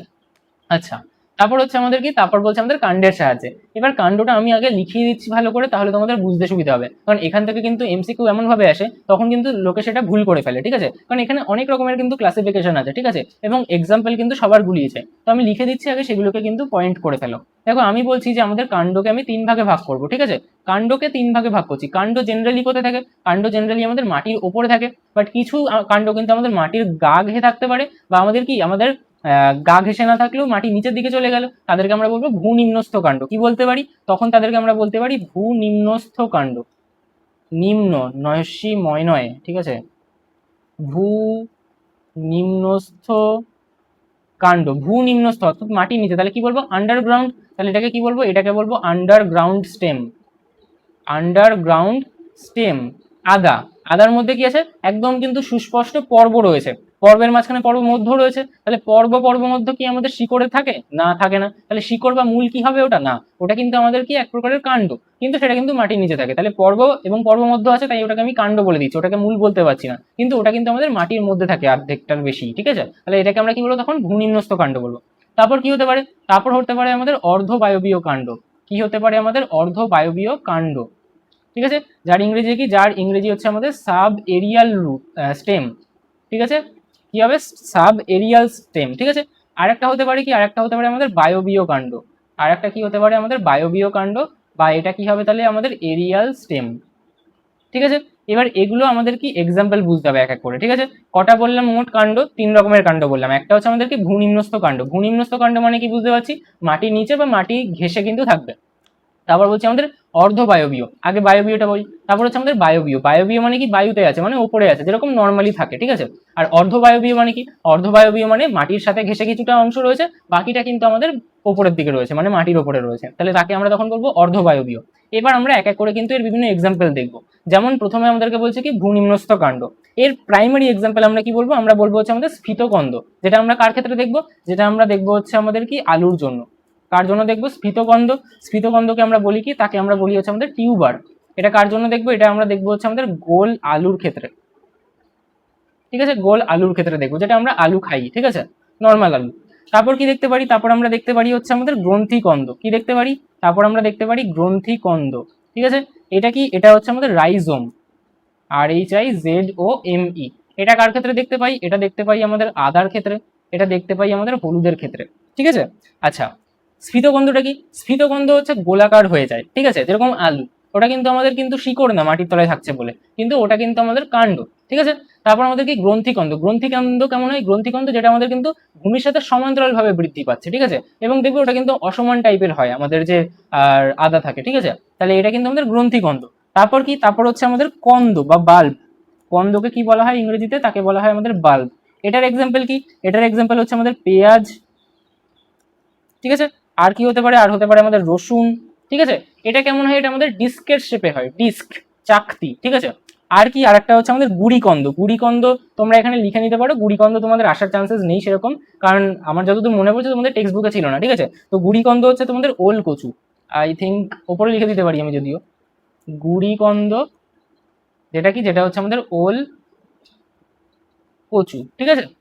তো এগুলো হচ্ছে আমাদের বিভিন্ন এক্সাম্পল। তারপর হচ্ছে আমাদের অর্ধবায়বীয় কাণ্ড। অর্ধবায়বীয় কাণ্ড তার মানে আমি কি বললাম? যার কিন্তু কিছু অংশ আমাদের মাটি ঘেঁষে রয়েছে বা মাটির সামান্য নিচে রয়েছে এবং বাকিটা কিন্তু আমাদের মাটির উপরের দিকে রয়েছে। যেগুলো আমাদের কি? যেগুলো হচ্ছে আমাদের ধাবক। ধাবককে কি বলা হয় ইংরেজিতে? বলা হয় আমাদের রানার। রানার মানে কি? যে দৌড়াচ্ছে। তো এটা এমন ভাবে বৃদ্ধি পায়, ধরো এরকম এরকম এরকম এরকম, তাহলে মাটির সাথে ঠিক এমন এমন ভাবে তৈরি হয়। ধরো এই একটা উদ্ভিদ, তো এরকম সামনে গেলো এখান থেকে একটা উদ্ভিদ হলো, আবার সামনে গেলো এখান থেকে উদ্ভিদ হলো, আবার সামনে গেলো এখান থেকে উদ্ভিদ হলো, তাহলে মনে হচ্ছে ঠিক এখান থেকে যেমন প্রোপাগেট করছে, যেমন চলে যাচ্ছে এরকম, ঠিক আছে। প্রোপাগেট করছে মানে সামনের দিকে চলে যাচ্ছে, তাই একে বলা হয় রানার, যেন মনে হচ্ছে ছুটে চলে যাচ্ছে, ঠিক আছে। তাই এটাকে কি বলা হয়? এটাকে বলা হয় হচ্ছে আমাদের রানার। এটার এক্সাম্পল কি? এটার এক্সাম্পল হচ্ছে আমাদের থানকুনি, ঠিক আছে। আর কি হতে পারে? আর হতে পারে আমাদের আমরুল, থানকুনি এবং হতে পারে আমাদের আমরুল। তোমাদের টেক্সট বুকে যতগুলো এক্সাম্পল ছিল, যেগুলো যেগুলো ইম্পর্টেন্ট আমার মনে হয়, যেগুলো যেগুলো তোমাদের পরীক্ষায় আসতে পারে, সবকটা আমি এক জায়গায় কম্পাইল করে এনেছি এবং তোমাদেরকে লিখিয়ে দিচ্ছি। এই কটার বাইরে তোমাদের পড়তে হবে না। তারপর হতে পারে আমাদের খর্বধাবক। কি হতে পারে আমাদের? খর্বধাবক। খর্বধাবককে আমরা কি বলি? তাকে আমরা বলি হচ্ছে আমাদের অফসেট। কি বলি? আমাদের অফসেট। এর যদি এক্সাম্পল চাই তাহলে আমি কি বলবো? এটা মেনলি কি হয়? ধাবকের মতোই, কিন্তু এটা কোথায় থাকে? এটা আমাদের জলের মধ্যে থাকে, ঠিক আছে। তো কি হবে? এটা হবে আমাদের কচুরিপানা। এটা কি হবে? এটা হবে আমাদের কচুরিপানা এবং হবে আমাদের টোপাপানা। কি হবে? আমাদের টোপাপানা। আচ্ছা, আর কি হতে পারে? আর হতে পারে আমাদের বক্রধাবক বা স্টোলেন। কি হতে পারে আমাদের? বক্রধাবক বা স্টোলন, ঠিক আছে। বক্রধাবক বা স্টোলন এটা কার ক্ষেত্রে দেখতে পাই? এটা দেখতে পাই আমাদের পুদিনা এবং আমরা দেখতে পাবো হচ্ছে আমাদের স্ট্রবেরির ক্ষেত্রে। যদি তোমাদের এক্সাম্পল আসে পুদিনাটাই আসবে, ঠিক আছে, তাও আসার চান্সেস কম আছে। কোনটা আসার চান্সেস বেশি? ধাবক এবং খর্বধাবক, এই দুটো পড়লেই হবে। আর একটা হয় আমাদের ঊর্ধ্বধাবক, যেটাকে আমরা সাকার বলি, সেটা হচ্ছে আমাদের কি? চন্দ্রমল্লিকা বাঁশের ক্ষেত্রে আমরা দেখতে পাই, সেটা তোমাদের আসবেই না, কারণ সেটা তোমাদের বইতে দেওয়া নেই। আর একটা হচ্ছে আমাদের বায়বীয় কাণ্ড। বায়বীয় কাণ্ড মানে কি? যেটা আমাদের উপরের দিকে রয়েছে। এর মধ্যে আমরা একটা পড়বো যেটা আমাদের আসবে, যেটা হচ্ছে আমাদের বুলবিল, ঠিক আছে। কোনটা বলছি? যেটা হচ্ছে আমাদের বুলবিল। এটার এক্সাম্পল কি? এটার এক্সাম্পল হচ্ছে আমাদের চুপড়ি আলু। এটার এক্সাম্পল কি? এটার এক্সাম্পল হচ্ছে আমাদের চুপড়ি আলু। তাহলে চুপড়ি আলুতে আমরা দেখতে পাই বুলবিল, এবং বুলবিলের সাহায্যে কিন্তু আমাদের বংশবিস্তার বা অঙ্গজ জনন কিন্তু সম্পন্ন হয়, ঠিক আছে। আর একটা হতে পারে আমাদের পর্ণকাণ্ড। আর একটা কি হতে পারে? আর একটা হতে পারে আমাদের পর্ণকাণ্ড, ঠিক আছে। এই পর্ণকাণ্ড কার ক্ষেত্রে দেখতে পাই? এটা দেখতে পাই আমাদের ফণী মনসা বা আমাদের ক্যাকটাসের ক্ষেত্রে, ঠিক আছে। ফণী মনসা বা ক্যাকটাসের ক্ষেত্রে কিন্তু আমরা এটা দেখতে পাই। তাহলে এই কয়েকটা এক্সাম্পল যদি তোমরা পড়ে ফেলো, তাহলে কাণ্ডে কিন্তু এর বাইরে কোনো এক্সাম্পল আসবে না। এখান থেকে কিন্তু সব থেকে ইম্পর্টেন্ট এক্সাম্পল, আর এক্সাম্পল দিলেই কিন্তু ভুল হয়ে যায়। যদি তোমাদেরকে বলে যে অর্ধবায়বীয় কাণ্ডের সাহায্যে বংশবিস্তার করে এমন একটা উদাহরণ দাও নিচে, তাহলে এক্সাম্পলে কিন্তু থানকুনি আমরুলও থাকতে পারে, কচুরিপানা টুপাপানাও থাকতে পারে, ঠিক আছে। তো এরকম ভাবে কিন্তু তোমাদের কোয়েশ্চেনগুলো কিন্তু সলভ করতে হবে। তো এবার চলে আসি। তো সবার প্রথমে আমাদেরকে বলছে কাণ্ডের সাহায্যে কি করে আমাদের বংশবিস্তার ঘটে, ঠিক আছে। তাহলে আমরা বলবো যে উদ্ভিদের বিভিন্ন রূপান্তরিত কাণ্ড নতুন গাছের কিন্তু জন্ম দিতে পারে, ঠিক আছে। কাণ্ডের কাজ তো না ডিরেক্টলি জন্ম দেওয়া, তাহলে এর কিন্তু বেশ কিছু রূপান্তরিত কাণ্ড থাকবে যেখান থেকে কিন্তু আমাদের নতুন গাছের সৃষ্টি হতে পারে। যেমন আমাদেরকে বলছে স্ফীতকন্দ বা টিউবার, যেটা কি আমাদের গোল আলু। তাহলে আমাদেরকে কিন্তু এক্সাম্পল মাথায় রাখতে হবে, সেটাই কিন্তু আমাদের জন্য সব থেকে বেশি ইম্পর্টেন্ট। বলছে আলুর গায়ে যে ছোট ছোট গর্ত বা চোখ থাকে, ঠিক আছে। এ ধরো এখানে একটা আমাদের গর্ত রয়েছে, এ ধরো এই যে গর্ত রয়েছে, এই যে গর্ত রয়েছে, এগুলো কি? এগুলো হচ্ছে আলুর চোখ। এগুলোকে কি বলে? এগুলোকে বলে আলুর চোখ। দেখবে তোমাদের মায়েরা বাবারা কিন্তু বলতে পারবেন যে কোনটা আমাদের আলুর চোখ থাকে। ওটাকে কি করা হয়? ওটাকে আমরা কেটে যদি রেখে দিই, তাহলে কি হয়? ওখান থেকে ধীরে ধীরে কিন্তু গাছ তৈরি হয়, ঠিক আছে। এই দেখো এখান থেকে কিন্তু গাছ তৈরি হওয়া চালু হয়েছে। তাহলে এইবার এটাকে আমি যদি কেটে কি করি? এই অংশটা পুরো কেটে দাও, কেটে দিয়ে তোমাদের মাটিতে পুঁতে দাও, তাহলে সেখান থেকে কিন্তু আমাদের গাছ তৈরি হতে পারবে, ঠিক আছে। তাহলে তোমরা যদি নাও করো নিজে থেকে, তাহলে কি হবে? প্রাকৃতিক ভাবেই কিন্তু এখান থেকে নতুন অপত্য উদ্ভিদ সৃষ্টি হতে পারবে। তাহলে এটাও একটা প্রাকৃতিক অঙ্গজ জননের কিন্তু উদাহরণ, ঠিক আছে। তাহলে সেইগুলো যেগুলো বেরিয়ে আসছে তাদেরকে আমরা কি বলছি? কাক্ষিক মুকুল বলছি, ঠিক আছে। এই মুকুলগুলো থেকে নতুন গাছ কিন্তু তখন জন্মাতে পারছে, ঠিক আছে। বলছে গ্রন্থিকন্দ বা রাইজোম কাদের ক্ষেত্রে বললাম? আদা হলুদের ক্ষেত্রে বললাম। এদের কাণ্ড মাটির নিচে অনুভূমিক ভাবে, বললাম না সমান্তরাল ভাবে যায়, তো অনুভূমিক ভাবে কিন্তু বাড়ে এবং পর্বমধ্যস্থ মুকুল থেকে নতুন চারা গাছ তৈরি হয়। তারপর বলছে আমাদের কন্দ বা বাল্ব, সেটা কি? পেঁয়াজ বা রসুনের ক্ষেত্রে, ঠিক আছে। এদের কাণ্ড অত্যন্ত ক্ষুদ্র এবং চাকতির মতো হয়, যে বললাম ডিস্ক শেপের, ডিস্ক ডিস্ক ছুটতে না এরকম ভাবে ছোটবেলায় খেলার জন্য, তো ওরকম ডিস্ক শেপের হয়। তারপর বলছে আমাদের ধাবক বা রান্নার, সেটা কি আমাদের শুষ্নি, থানকুনি, আমরুল ইত্যাদি, এদের সরু কাণ্ড মাটির ওপর দিয়ে লতিয়ে চলে এবং পর্ব বা গাঢ় থেকে শিকড় বেরিয়ে নতুন গাছ তৈরি হয়। এখানে ওই শুষ্নির এক্সাম্পলটাও কাউন্ট করে নিতে পারো, ঠিক আছে। তারপর বলছে আমাদের খর্বধাবক বা অফসেট, তাহলে কি কচুরিপানা, টোপাপানা, এদের কাণ্ড ছোট এবং মোটা হয়, যা থেকে নতুন চারা বিচ্ছিন্ন হয়ে কিন্তু স্বাধীনভাবে ভাসতে থাকে। তো আমাদের খর্বধাবকটা কি মেজরলি আমাদের জলজ বিভিন্ন উদ্ভিদের ক্ষেত্রে কিন্তু আমরা দেখতে পাই, ঠিক আছে। তাহলে এইগুলো হয়ে গেল আমাদের কাণ্ডের সাহায্যে কিন্তু আমাদের বংশ বিস্তার। কোন এক্সাম্পল গুলো সব থেকে বেশি ইম্পর্টেন্ট, যেগুলো সাতটায় মেনশন করা আছে এগুলো বলছে আলু, আদা, ওল ইত্যাদি ভূনিম্নস্থ কাণ্ড থেকে কিন্তু আমাদের মুকুল সৃষ্টি হয়, সেখান থেকে আমাদের উদ্ভিদ তৈরি হবে, অঙ্গজ বংশ বিস্তার ঘটবে, ঠিক আছে। যেরকম এক্সাম্পল তোমরা এখানে দেখতে পাচ্ছ, ওল এটা কি আমাদের আদা, আদাতে আমরা কি থাকে রাইজম দেখতে পাই, এবং কি আমাদের আলু থাকে, আলুতে কি থাকে আমাদের স্ফীতগন্ধ থাকে, ঠিক আছে। আমরা আলুতে কি দেখলাম, এই যে এখানটা কি দেখলাম স্ফীতগন্ধ টিউবার, গোল আলু তো দেখতে পেলাম, তাহলে আলুতে কি থাকে আমাদের স্ফীতগন্ধ থাকে, ঠিক আছে। তারপর বলছে আমাদের শুষ্নি, থানকুনি ইত্যাদি অর্ধবায়ু কাণ্ডের কিন্তু ধাবক থাকে, সেখান থেকে অস্থানিক মুকুল সৃষ্টি হয়। তাছাড়া কচুরিপানা, টোপাপানা ইত্যাদির খর্বধাবকের পর্ব থেকে কিন্তু অস্থানিক মুকুল সৃষ্টি হয়। এখানে শুষ্নির ছবি দেওয়া, এখানে থানকুনির ছবি দেওয়া, আর এটা কি, এটা হচ্ছে আমাদের কি কচুরিপানা, এটা কি, এটা হচ্ছে আমাদের কচুরিপানা, ঠিক আছে, এটা আমাদের কচুরিপানা, ঠিক আছে। তো এগুলো আমরা পড়ে ফেলবো, এখান থেকে এক্সাম্পল কিন্তু আমাদের সব থেকে বেশি ইম্পর্টেন্ট। এবার চলে আসি আমাদের পাতার সাহায্যে কি করে বংশ বিস্তার ঘটে, ঠিক আছে। তো দেখো এখান থেকে কি হচ্ছে, বিগোনিয়া বা পাথরকুচি, খুব ইম্পর্টেন্ট, এই এক্সাম্পলটা কিন্তু বারবার দেয়। বলছে বিগোনিয়া বা পাথরকুচি যে পাতা আছে, তার পাতার যে কিনারায় আছে, সেই কিনারায় কি হয়, অসংখ্য আমাদের অস্থানিক মুকুল তৈরি হয়। তাহলে এটাও আমাদের কি, পাতায় তো মুকুল তৈরি হওয়ার কথা না, পাতা কাণ্ডের ডগায় তৈরি হয়, আর নাহলে কি একদম অগ্রভাগে গিয়ে তৈরি হয় কাণ্ডের, তাহলে আমাদের সেখানে গিয়ে আমাদের হতো তো, কিন্তু এটা কি পাতায় তৈরি হচ্ছে, তাহলে এটাও একটা অস্থানিক মুকুল, এবং এটা পাতায় তৈরি হয়েছে, তাই একে কি বলবো, পত্র আশ্রয়ী মুকুল বা পত্রাশয়ী মুকুল বা আমাদের পত্রজ মুকুল। তাহলে কি বলবো, যে এগুলো হচ্ছে আমাদের পত্রজ বা পত্রাশয়ী মুকুল, বা আমাদের কি বলে এপিফাইলাস বার্ড বলে হয়, ঠিক আছে। তাহলে এখানে কি তৈরি হচ্ছে, দেখো এটা মুকুল তৈরি হচ্ছে, এগুলো কি, এগুলো হচ্ছে আমাদের পত্রজ মুকুল, এগুলো কি, এগুলো হচ্ছে আমাদের পত্রজ মুকুল, ঠিক আছে।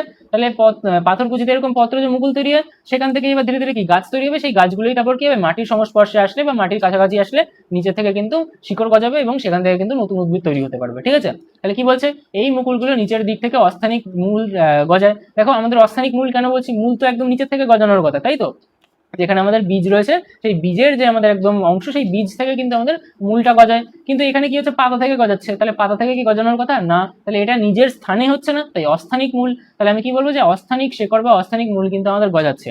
পাতাটা মাটিতে পড়লে বা মুকুলগুলো, বা আমাদের যদি পাতাটা একদম কাছাকাছি চলে আসে, যখন গ্রাউন্ড টাচ করতে পারছে, তখন কিন্তু ওই মুকুলগুলো পাতা থেকে বিচ্ছিন্ন হয়ে যায়, এবং মাটিতে পড়লে কিন্তু শিকড়ের সাহায্যে তারা নতুন উদ্ভিদ বা অপত্য উদ্ভিদ হিসেবে বড় হতে শুরু করে। বোঝা গেল, তাহলে এটা কিন্তু আমাদের পাতার সাহায্যে অঙ্গজ বংশবিস্তার ঘটার একটা মূল আমাদের কি কনসেপ্ট, ঠিক আছে। এবার আমাদের লাস্ট কি, লাস্ট হচ্ছে আমাদের বুলবিলের সাহায্যে আমাদের বংশবিস্তার, ঠিক আছে। আচ্ছা, বুলবিলের সাহায্যে বংশবিস্তার কিভাবে হবে, দেখো আগে বুঝি যে বুলবিল জিনিসটা কি। কিছু উদ্ভিদের কাক্ষিক মুকুল সাধারণ শাখার বদলে খাদ্য সঞ্চয় করে গোলাকার মাংসল পিণ্ডে পরিণত হয়। দেখো এটা যেমন কেমন হয়ে গেছে, গোলাকার একটা আলুর মতো অংশ তৈরি করে ফেলেছে, এটা একটা গোলাকার মাংসল পিণ্ড তৈরি করে ফেলে, যার নাম তখন আমরা বলি হচ্ছে আমাদের বুলবিল। তাহলে এটা একটা স্পেশালাইজড কিন্তু অংশ, যেটা কি আমাদের কাক্ষিক মুকুল থেকে তৈরি হয়, সেটা সাধারণ শাখার বদলে কিন্তু কাক্ষিক মুকুল কি করে, আমাদের শাখা তৈরি করে। তাহলে কি হবে, সেই শাখা তৈরি হওয়ার জায়গায় কিন্তু খাদ্য সঞ্চয় করতে গিয়ে সে ফুলে স্ফীত হয়ে যাচ্ছে, এবং একটা বেলুনের মতো অংশ তৈরি করে ফেলছে। একে আমরা কি বলি, একে আমরা তখন বুলবিল বলি, ঠিক আছে। এই বুলবিল থেকে কিন্তু কি হয়, এটা পরিণত হলে মাতৃগাছ থেকে খসে পড়ে এবং নতুন গাছের কিন্তু জন্ম দিতে পারে। কার ক্ষেত্রে এটা আমরা দেখতে পারি, চুপড়ি আলু বা খাম আলুর ক্ষেত্রে কিন্তু এটা আমরা দেখতে পারি, ঠিক আছে। তাহলে এই কটা এক্সাম্পল যদি তোমরা মাথায় রাখো, তাহলে কিন্তু এর বাইরে তোমাদের পরীক্ষায় কোনো কোয়েশ্চেনই আসবে না, সেটা তোমাদের স্কুলের এক্সাম হোক বা তোমাদের মাধ্যমিকের পরীক্ষা হোক, কোথাও কিন্তু এর বাইরে পরীক্ষা আসবে না, বা তোমরা অন্য কোনো বোর্ডেরও যদি পরীক্ষা দিতে বসো তাহলেও কিন্তু তোমাদের আসবে না, ঠিক আছে। আচ্ছা, তারপর আমাদেরকে বলি যে আমাদের কৃত্রিম অঙ্গ যোজনে চলে আসি আমরা, তাই তো। তাহলে আমাদের প্রাকৃতিক সব কমপ্লিট, প্রাকৃতিক মানে কি, যেখানে আমাদের হিউম্যান ইন্টারভেনশন লাগলো না, যেখানে আমরা কিন্তু গিয়ে কোনো কাজ করলাম না। কিন্তু মানুষ হচ্ছে সবসময় স্বার্থপর, সে দেখে যে আমার লাভ কিসে হবে। তাহলে আমরা দেখলাম যে আমরা কোনো একটা পার্টিকুলার উদ্ভিদ থেকে এরকম ভাবে নতুন উদ্ভিদ তৈরি করতে পারবো। আবার আমরা বেশ কিছু, এখন আমি একটা ঘটনা টাইপের বলার চেষ্টা করব, যেটা থেকে তোমরা ভালো করে বুঝতে পারবে। তো আমরা সবসময় দেখলাম যে আমরা কিভাবে নিজেদের প্রফিট করতে পারবো। তো সেই প্রফিট করার জন্য আমরা বিভিন্ন উদ্ভিদের এই যে ভেজিটেটিভ পার্টস গুলো আছে, সেই ভেজিটেটিভ পার্টস গুলোকে ইউজ করে নতুন উদ্ভিদ বানানো চালু করলাম, যাতে আমাদের প্রফিট হয়। তাহলে সেই পদ্ধতিগুলো কি, সেই পদ্ধতিগুলো হচ্ছে আমাদের কৃত্রিম অঙ্গজ জনন পদ্ধতি।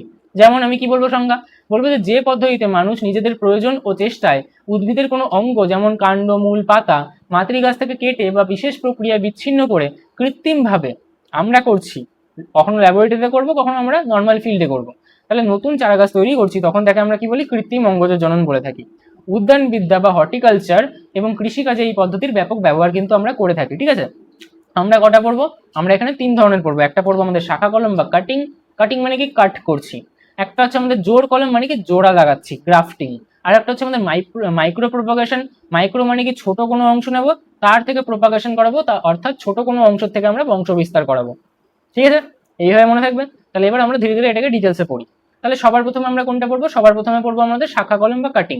খুবই ইজি একটা জিনিস, ঠিক আছে, আমরা করেইছি অনেক দিন ধরে। আমাদের সবার রোজ খুব লাগে, ঠিক আছে, মানে যে ফুলটা আছে আমাদের, রোজের বাংলা কি জানো? গোলাপ, গোলাপ, হ্যাঁ। তো গোলাপ ফুল আমাদের অনেক কাজে লাগে। তাহলে গোলাপ ফুলের আমরা অনেক সময় কি করি, ডাল কেটে দিই, সেই ডালটাকে আবার মাটিতে পুঁতে দিই, পুঁতে দিলে কি হয়, সেখান থেকে নতুন গাছ তৈরি হয়ে যায়। ঠিক আছে, তাহলে কি হয়, তাহলে আমি একটা ডাল কেটে দিচ্ছি মানে কাটিং করছি, সেই কাটিং করা গাছটাকে আমি কি করছি, মাটিতে পুঁতে দিচ্ছি, সেখান থেকে কি হবে, তাহলে শিকড় গজাবে।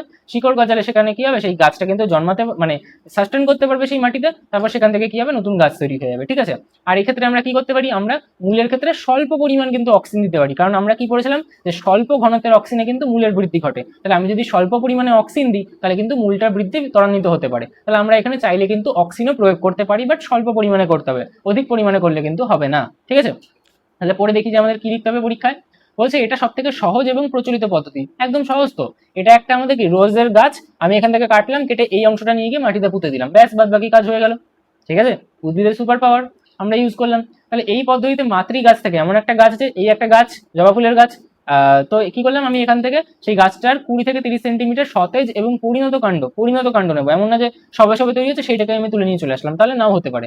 তাহলে মূল বা পাতা কেটে নিয়ে নরম ভেজা মাটিতে আমরা রোপণ করলাম। তাহলে কি হবে, কিছুদিন পর মাটির নিচের অংশ থেকে মূল বা শেকড় কিন্তু আমাদের গজানো শুরু করবে, এবং ওপরের অংশ থেকে কি হবে, নতুন পাতা এবং শাখা পোশাখা কিন্তু বের হবে। তাহলে নতুন গাছ তৈরি হবে, তাহলে নতুন গাছের কিন্তু তখন সৃষ্টি হবে। কাণ্ডের কাটা অংশে অনেক সময় আমরা কৃত্রিম অক্সিন হরমোন দিই। আমরা যদি বাজারে গিয়ে বলি যে আমাদের কৃত্রিম অক্সিন দাও, তাহলে দেখবে সাদা রঙের একটা গুঁড়ো গুঁড়ো টাইপের জিনিস হয়, ওটা কৃত্রিম অক্সিন হয়। ওটাকে আমরা যদি স্বল্প পরিমাণে মাখিয়ে দিই, ধরো এই অংশটা আমি কাটলাম, এটা কাটা অংশ, এর যে আমাদের নিচের অংশ আছে যেটা আমি মাটিতে পুঁতবো, সেখানে আমি স্বল্প পরিমাণে অক্সিন মাখিয়ে দিলাম, তাহলে কি হবে, এর যে মূল গজানোর টেন্ডেন্সি সেটা কিন্তু বেশি হবে, সেটা কিন্তু ত্বরান্বিত হবে। তাহলে এখান থেকে মূল গজানোর চান্সেস কিন্তু বেশি হয়ে যাবে। ঠিক আছে, আচ্ছা, মানে আমিও যখন বনসাই বানাতাম তো তখন আমি এটা করেছিলাম। ঠিক আছে, তো আমি কি বলছি যে তখন হচ্ছে বনসাই যদি কেউ না জেনে থাকো, একবার গুগল করে দেখবে, তো দেখতে পাবে, খুব ভালো একটা জিনিস। ঠিক আছে, অনেক দামও হয়, অনেক দামে বেচা যায়।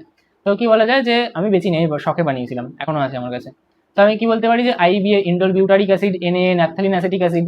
ঠিক আছে, এই ফুল ফর্মগুলো আশা করি মনে আছে, আমরা ফার্স্ট চ্যাপ্টারে পড়েছিলাম। তো এরকম বেশ কিছু কি আমরা কৃত্রিম অক্সিজেন কিন্তু প্রয়োগ করতে পারি, যাতে আমরা এই কাজটাকে ত্বরান্বিত করতে পারি। ঠিক আছে, মূল যাতে সহজে গজাতে পারে, বাট কন্ডিশন অ্যাপ্লাইড যে আমাদেরকে কিন্তু নিম্ন ঘনত্বের অক্সিজেন দিতে হবে, বেশি করে মাখিয়ে দিলে কিন্তু হবে না, তাহলে কিন্তু হিতের বিপরীত কাজ হয়ে যাবে। ঠিক আছে, আচ্ছা, তাহলে প্রকারভেদ কি হতে পারে, দেখো এটা আমরা কাণ্ডের সাহায্যে করতে পারি, মূলের সাহায্যে করতে পারি, পাতার সাহায্যে করতে পারি। যে আমি যেটা কি বললাম, যে আমি কিন্তু পাতাও কেটে বসাতে পারি, আমি কিন্তু মূলের সাহায্যেও করতে পারি, আমি কিন্তু আবার আমাদের কাণ্ডের সাহায্যেও করতে পারি। তাহলে এক্সাম্পল কি কি, এক্সাম্পল ইজ ইম্পর্টেন্ট। বলছে গোলাপ, জবা, আখ, তুলো এগুলো কিন্তু আমাদের কাণ্ডের সাহায্যে হয়। বলছে আপেল, লেবু, কমলা লেবু এগুলো কিন্তু আমাদের মূলের সাহায্যে হয়। এবং পাতার সাহায্যে কি হবে, পাথরকুচি, বিগোনিয়া এগুলো কিন্তু আমাদের হয়। কেউ বেগোনিয়া বলে, কারণ ওটা বিই, ঠিক আছে, কেউ বিগোনিয়া বলে, তো ওটা তোমার উপর ডিপেন্ড করছে। ঠিক আছে, আচ্ছা, তো এখানে যেরকম এক্সাম্পল দেখতে পাচ্ছ, এরকম কাঁচি দিয়ে আমি একটা অংশ কেটে নিয়েছি, সেটাকে বাদ দিলাম, দিয়ে এবার সেটাকে কি করলাম, ভালো করে আমি হয়তো অক্সিজেন দ্রবণের মধ্যে মেশালাম, মিশিয়ে তারপর কি করলাম, আমি মাটিতে পুঁতে দিলাম। এবার তারপর তুমি সেটাকে যেরকম ভাবে কেয়ার করবে, এবং তারপর ধীরে ধীরে কি হবে, সেখান থেকে কিন্তু আমাদের শিকড় গজাবে, যেটা সম্ভবত আমার উপর ঢেকে গেছে, তো দেখতে পাবে না, তো পরের স্লাইডে আমরা দেখছি অন্য ছবি। ঠিক আছে, তো যাই হোক, তারপর সেখান থেকে কি আমাদের চারা গাছ তৈরি হয়ে যাবে। ঠিক আছে, তো এরপর চলে আসি আমাদের জোড় কলমের ক্ষেত্রে। তাহলে শাখা কলম মানে কি কাটিং, তাহলে কাট করবো, ব্যাস এটুকুই, আর কিছু নেই এখানে। তাহলে এবার হচ্ছে জোড় কলম। জোড় কলম কি, জোড় কলম মানে হচ্ছে আমি জোড়া লাগাবো। ঠিক আছে, এবার ধরো যারা হোমওয়ার্ক দিয়েছিল তার মধ্যে থেকে ফার্স্ট নাম গাছ ছিল সুস্মিতা। তো ধরে নাও সুস্মিতা তাদের বাড়িতে খুব ভালো একটা আম গাছ রয়েছে, সেই আমটা খুব ভালো খেতে, এখন আমের সিজন, কিন্তু আমাদের এখানে তেমন ভালো কোনো আম গাছ নেই, সেই আম যা হয় সেই আম খাওয়ার মতো না। তাহলে আমি কি করব, আমি বলবো যে ওখান থেকে তোদের যে আম গাছটা আছে সেই আম গাছ থেকে আমাকে একটা ডাল ভেঙে দিতে। তাহলে কি হবে, ওই ডালটা আমি নিয়ে আসবো। ঠিক আছে, সুস্থ সবল একটা ডাল নিয়ে আসলাম। আর আমি কি করলাম, আমার যে এখানে গাছগুলো আছে তার মধ্যে থেকে একটা সুস্থ সবল গাছকে আমি বেছে নিলাম। তো আমি যেটা সুস্মিতাদের বাড়ি থেকে ভেঙে এনেছি সেই গাছের ডালটা, সেই গাছের আমটা খুব ভালো, তাহলে ওই গাছের যদি প্রপার্টি আমি আমার গাছে বসিয়ে দিতে পারি, তাহলে তো আমি সেই ভালো আম খেতে পারবো। তাহলে আমার মনে তখন লোভ লাগলো যে আমি তো তাহলে মানুষ হয়েছি, যখন আমার মানুষের বুদ্ধি লাগাবো, আমি তাহলে এই এক্সপেরিমেন্টটা করবো। তাহলে আমি কি করলাম, আমি ওখান থেকে একটা ডাল নিয়ে চলে আসলাম এমন একটা গাছ থেকে যেটা কিন্তু ভালো আমের গাছ। তো আমি একটা ভালো আমের গাছ নিয়ে আসলাম, আর কি করলাম, আমার যে বাজে আমের গাছ আছে সেই বাজে আমের গাছের সাথে বসিয়ে দিলাম। বাজে আম ইন দ্য সেন্স আমটা খেতে আমার ভালো লাগে না, হয়তো আমটা টক, বা হয়তো আমটা ভালো না, আমার পছন্দ না, ঠিক আছে। বাট আমি সুস্মিতাদের বাড়িতে ধরে নিলাম গেলাম, আর গিয়ে দেখলাম যে ওই আমটা কিন্তু খেতে খুব ভালো লাগছে, ঠিক আছে। তাহলে আমি কি করলাম তখন, কি করলাম, ধরে নাও আমি একটা পেজ ইনসার্ট করি, ধরো এইটা হচ্ছে আমার গাছ, ঠিক আছে।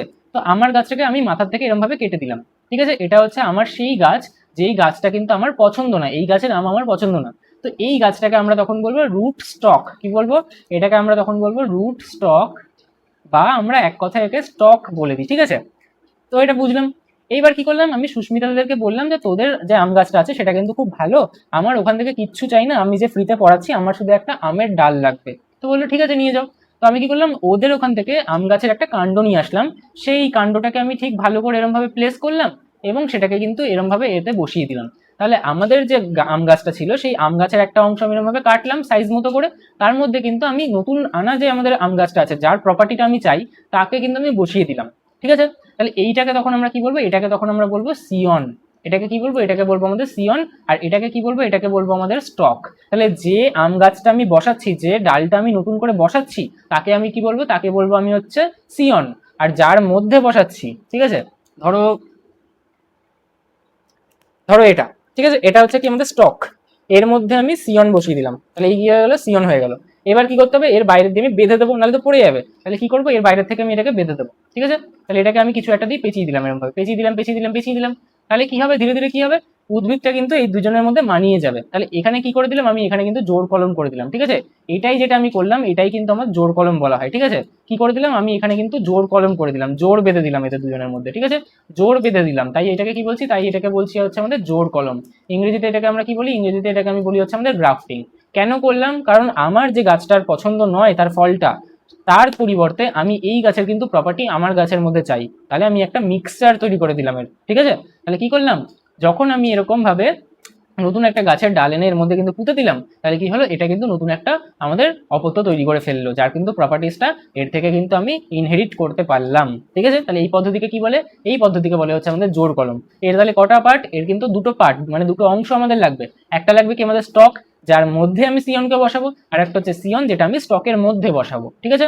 আচ্ছা, তাহলে জোড় কলম কি আমরা একটু দেখে নিই। তাহলে জোড় কলম কি, জোড় কলম হচ্ছে এই পদ্ধতিতে একই প্রজাতিভুক্ত বা কাছাকাছি প্রজাতি, দেখো মেনলি আমি বলতে পারি যে একই গণভুক্ত, ঠিক আছে, একই গণ হতে হবে। মনে আছে তো ছোটবেলায় পড়েছিলে রাজ্য পর্ব শ্রেণীবর্গ গোত্র গণ প্রজাতি জেনাস, তাহলে একই জেনাসভুক্ত বা একই গণভুক্ত বিভিন্ন প্রজাতি হতে পারে, বাট তাদেরকে কাছাকাছি হতে হবে, তাদেরকে ইনক্লাইন করতে হবে। কেন, কারণ তাদের যে নালিকা বান্ডিল থাকে তার ক্যাম্বিয়াম লেয়ারিংটা কিন্তু এক্ষেত্রে ম্যাচ করতে হবে। মানে আমি যখন এই পেনটাকে এই মুটকির মধ্যে ঢোকাচ্ছি, কখন ঢুকতে পারবে, যখন কিন্তু এর ভিতরে যে খাঁজগুলো আছে সেই খাঁজগুলোর সাথে কিন্তু এই পেনের যে আমাদের অগ্রভাগটা আছে সেটা ম্যাচ করছে। যদি না ম্যাচ করতো তাহলে কি ঢুকতে পারবে, মানে ধরো আমি এর মধ্যে যদি এই পেনটাকে ঢোকাতে চাই তাহলে কি ঢুকছে না, কেন, কারণ লেয়ারিংটা কিন্তু আমাদের ম্যাচ করেনি, অর্থাৎ এর ভিতরে যে খাঁজগুলো আছে সেই খাঁজগুলো কিন্তু ম্যাচ করেনি। কিন্তু এর মধ্যে যদি আমি এটাকে ঢোকাই তাহলে কিন্তু এটা ঢুকে যাচ্ছে, কারণ কি এর খাঁজগুলো ম্যাচ করে গেছে। একইভাবে এর মধ্যে এটা ঢুকতে পারছে কারণ এর কি খাঁজগুলো ম্যাচ করে গেছে, তাই তো। তাহলে আমি কি বলতে চাইছি, যে এই যে আমাদের দুটো উদ্ভিদকে আমি মেলাচ্ছি, এদের নালিকা বান্ডিলের ক্যাম্বিয়াম যে স্তরটা আছে তাদের লেয়ারিং গুলো কিন্তু আমাদের ম্যাচিং করার দরকার, তাদেরকে কিন্তু সুস্পষ্টভাবে আমাদের যাতে অ্যালাইন হয় সেই অ্যালাইনমেন্টের উপর আমাদেরকে কিন্তু মন দিতে হবে। তাহলে যদি আমাদের ক্যাম্বিয়াম লেয়ারিং এ এই অ্যালাইনমেন্টটা না হয় তাহলে কিন্তু আমি জোর কলম করতে পারবো না। তাহলে এটা কিন্তু আমাদেরকে মাথায় রাখতে হবে। তাহলে একই প্রজাতিভুক্ত হতে হবে বা একই গণভুক্ত কাছাকাছি প্রজাতির আমাদের হতে হবে, তখন এরকম দুটো ভিন্ন গাছের কাণ্ড বা শাখাকে আমরা এমনভাবে জোড়া লাগাই যাতে কিন্তু তারা একটি মাত্র গাছ হিসেবে বড় হতে পারে। এই পদ্ধতিকে আমরা বলে থাকি কি আমাদের জোড় কলম। কেন বললাম, কারণ আমি ওই আম খেতে চাই, আমার বাড়ির আম আমার ভালো লাগছে না, ঠিক আছে। তাহলে এরকম ভাবে আমরা আমের সাথে করতে পারি। অন্য আরো উদাহরণ আমি দিচ্ছি। তাহলে আমি কি বলছি, যে পদ্ধতিটা কি, পদ্ধতিতে আমাদের স্টক লাগবে, একটা সিয়ন লাগবে। স্টক কি, মাটির সাথে যুক্ত যে শিকড় সহ একটা তো থাকবে যেটা আমার মাটিতে পুঁতে রয়েছে, যেটা আমার বাড়ির গাছ, ঠিক আছে। তাহলে সেটা কি আমাদের শিকড় সহ, এই গাছটা সাধারণত মজবুত হয় এবং রোগ প্রতিরোধী জাতের হয় কিন্তু, ঠিক আছে। দেখা গেলো এটারই রোগ থাকলো, তাহলে একদম গোড়াতেই গলদ রয়েছে, তাহলে তো আমাদের গাছটাই রোগ বিশিষ্ট হবে, তাহলে সেটা কিন্তু হলে হবে না। স্টকটাকে কিন্তু আমাদের রোগমুক্ত হতে হবে, ঠিক আছে। সিয়ন কি, এটা উন্নত গুণমান সম্পন্ন যে গাছের ডালটাকে আমি স্টকের উপর জোড়া লাগাচ্ছি। যেরকম আমি কি বললাম, যে আমাদের সুস্মিতার বাড়ি থেকে আমি ভালো আমওয়ালা গাছের কিন্তু ডাল এনে বসালাম, তাহলে ওর এই যে আমটার কোয়ালিটি ভালো, তাই আমি উন্নত গুণমান সম্পন্ন কাউকে বসাচ্ছি যাতে তার যে প্রপার্টিসটা আছে সেই প্রপার্টিসটাকে আমরা ইনহেরিট করতে পারি, ঠিক আছে, তাই তো। তাহলে সিয়নের মুকুল বা পাতা থাকা কিন্তু বাঞ্ছনীয়। ওপরে নিশ্চয়ই থাকতে হবে পাতা, আর নিচে নিশ্চয়ই থাকতে হবে মূল। তাহলে নিচে থাকে কে, সিয়ন, এই স্টক, তাহলে স্টকে কি থাকতে হবে, শিকড় থাকতে হবে, মূল থাকতে হবে। আর ওপরে বসাচ্ছি আমাদেরকে সিয়নকে, তাহলে তাতে নিশ্চয়ই কি থাকতে হবে, তাতে আমাদের পাতা থাকতে হবে, তাতে আমাদের মুকুল থাকতে হবে, ঠিক আছে। তাহলে এটা কিন্তু আমাদের বেশ কিছু কন্ডিশন। এখান থেকে স্টক এবং শিয়নের কিন্তু সংজ্ঞা তোমাদেরকে জিজ্ঞাসা করে, এবং গ্রাফটিং কিন্তু আলাদা করে 2 নম্বর বা 3 নম্বরে তোমাদের দিতে পারে। তাই এটা কিন্তু খুব ভালো করে তোমাদেরকে পড়তে হবে, ঠিক আছে। আচ্ছা, স্টক এবং শিয়নকে এমন ভাবে কাটা হয় সাধারণত তেরছা করে বা আমাদের ভি আকৃতি করে কিন্তু কাটা হয়, ঠিক আছে। তো সেক্ষেত্রে তারপর আমরা কি করি, যাতে উভয়ের ক্যাম্বিয়াম কলা একে অপরের সাথে মিলে যায়। আমি যেটা তোমাদেরকে বললাম যে ক্যাম্বিয়াম লেয়ারিংটাকে কিন্তু আমাদের অ্যালাইনমেন্ট ঠিকভাবে করতে হবে, নাহলে কিন্তু এই পদ্ধতিটা আমাদের পসিবল হবে না, ঠিক আছে। তাহলে কি বলবো, যে এরপর আমরা কি করবো, সুতলি দিয়ে শক্ত করে বেঁধে দেওয়া হয়, বা আমরা অনেক সময় কি বলি যেটাকে ব্যান্ডেড করে দিচ্ছি, করে দিয়ে আমরা কি করি, কিছুদিন পর কলাকোষগুলো তাহলে জুড়ে যায় একে অপরের সাথে, এবং ডাল দুটো কিন্তু অবিচ্ছেদ্য হয়ে যায়, মানে এখন আর তুমি সেটাকে কিন্তু সেপারেট করতে পারবে না, ঠিক আছে। তাহলে এইভাবে কিন্তু আমরা জোড় কলম করতে পারি, ঠিক আছে। এবার জোড় কলম কিন্তু আমাদেরকে একটু ভালো করে আরো বুঝতে হবে। এর প্রকারভেদ আমরা যদি বলি, তাহলে আমরা বলতে পারি যে এটা প্রধানত আমাদের দু প্রকারের। একটা হচ্ছে আমাদের সিয়ন গ্রাফটিং, যেটা একটা জেনারেল ক্লাসিফিকেশন, ঠিক আছে। যে আমি একটা, যেরকম এক্ষুনি দেখালাম যে একটা আমাদের কি স্টক, তার মধ্যে আমি একটা সিয়ন বসালাম, এটাই হচ্ছে আমাদের কি এক প্রকারের সিয়ন গ্রাফটিং, ঠিক আছে। আর একটা হচ্ছে আমাদের বার্ড গ্রাফটিং, এটা কিন্তু আমাদের বেশ ইন্টারেস্টিং। বার্ড গ্রাফটিং, বার্ড মানে কি, বার্ড মানে কি কোরক না, বার্ড মানে হচ্ছে আমাদের মুকুল। তার মানে এখানে আমি কাকে জোড়া লাগাবো, এখানে কিন্তু আমি কোনো ডাল বা শাখাকে বা কাণ্ডকে এনে জোড়া লাগাচ্ছি না, আমি কাকে জোড়া লাগাচ্ছি, একটা মুকুলকে জোড়া লাগাচ্ছি। একটু পরে আমি ছবি দেখাবো, ঠিক আছে, তাহলে বুঝতে বেটার হবে। তাহলে আমি কি বলবো, যেখানে স্টকের গায়ে আমরা টি আকৃতির গর্ত করি, করে কি করি, সিয়নের মুকুল বা কুড়ি কিন্তু আমরা পরিয়ে দিই বা তার মধ্যে ইনসার্ট করে দিই, ঠিক আছে। তাহলে এখানে মুকুলের খেলা, এখানে কিন্তু আমি শাখা বসাচ্ছি না, ঠিক আছে। উদাহরণ হচ্ছে আমাদের আম, আপেল, লেবু, পেয়ারা, রাবার এগুলো। তাহলে আম, আপেল, পেয়ারা, লেবু, রাবার এগুলো কি আমাদের এমন উদ্ভিদ যার মধ্যে কিন্তু আমরা জোড় কলম করে থাকি, ঠিক আছে। আচ্ছা, সীমাবদ্ধতা কি, এটা কিন্তু ভেরি ভেরি ইম্পর্টেন্ট একটা পয়েন্ট, যেটা তোমাদের 2 মার্কসের জন্য আলাদা করে আসতে পারে, যে একবীজপত্রী উদ্ভিদে কেন আমরা কিন্তু জোড় কলম করতে পারি না, ঠিক আছে। বা তোমাদের বলতে পারে দ্বিবীজপত্রী উদ্ভিদেই কেন আমরা শুধুমাত্র জোড় কলম করতে পারি। বা তোমাদেরকে বলতে পারে যে জোড় কলমের সীমাবদ্ধতা কি। আর তোমাদেরকে যদি কখনো জোড় কলমের টিকা লিখতে দেয়, যে জোড় কলম কি 2 নাম্বার বা 3 নাম্বার, তাহলে পারলে অন্তত এক লাইনের জন্য হলেও লিখে দেবে যে জোড় কলম শুধুমাত্র দ্বিবীজপত্রী উদ্ভিদের ক্ষেত্রেই কিন্তু প্রযোজ্য, একবীজপত্রী উদ্ভিদের জন্য প্রযোজ্য নয়। কেন, কারণ একবীজপত্রী উদ্ভিদের যে নালিকা বান্ডেল থাকে তার মধ্যে ক্যাম্বিয়ামের লেয়ারিং যেটা থাকে সেটা কিন্তু অনুপস্থিত থাকে। এটা তোমরা চাইলে লিখে দিতে পারো, তাহলে কিন্তু তোমাদের ইমপ্রেশনটা খুব ভালো হবে, কারণ এটা কিন্তু একটা হাইলি কনসেপচুয়াল জিনিস, ঠিক আছে। তাহলে একটু পরে দেখি কি লেখা আছে। বলছে গ্রাফটিং এর সীমাবদ্ধতা হলো যে প্রধানত এটা কিন্তু দ্বিবীজপত্রী উদ্ভিদেই করা যায়, কিন্তু একবীজপত্রী উদ্ভিদে কিন্তু এটা করা সম্ভব হয় না। তাহলে দ্বিবীজপত্রী হবে তাহলেই কিন্তু করতে পারবো। তাহলে কেন এরকম হচ্ছে, নিশ্চয়ই কিছু একটা আমাদের শর্টকামিংস আছে একবীজপত্রী উদ্ভিদের। তাহলে আমি কি বলবো, যে কারণ সফল গ্রাফটিং এর জন্য স্টক এবং শিয়নের কি ক্যাম্বিয়াম স্তরের সংযোগ প্রয়োজন। আমি কি বলছি এতক্ষণ ধরে, যে ক্যাম্বিয়ামের যে লেয়ারিং আছে সেই লেয়ারিংটা কিন্তু আমাদের অ্যালাইনমেন্ট প্রপারলি হতে হবে, ঠিক আছে। তাহলে আমি কি বলছি, যাতে পরবর্তীকালে জাইলেম এবং ফ্লোয়েম গঠনে কিন্তু এটা সাহায্য করে। কিন্তু একবীজপত্রী উদ্ভিদের ভ্যাসকুলার বান্ডিল বা নালিকা বান্ডিল, ঠিক আছে, নালিকা বান্ডিল ক্যাম্বিয়াম বিহীন হয়, সেটা আমাদের ক্লোজড ভ্যাসকুলার বান্ডিল টাইপের হয়, ঠিক আছে। তাহলে সেক্ষেত্রে সেখানে কিন্তু ক্যাম্বিয়ামের মিলন এবং যে আমাদের সেকেন্ডারি গ্রোথ বা আমাদের কি গৌণ বৃদ্ধি, সেই গৌণ বৃদ্ধি কিন্তু আমাদের হতে পারে না।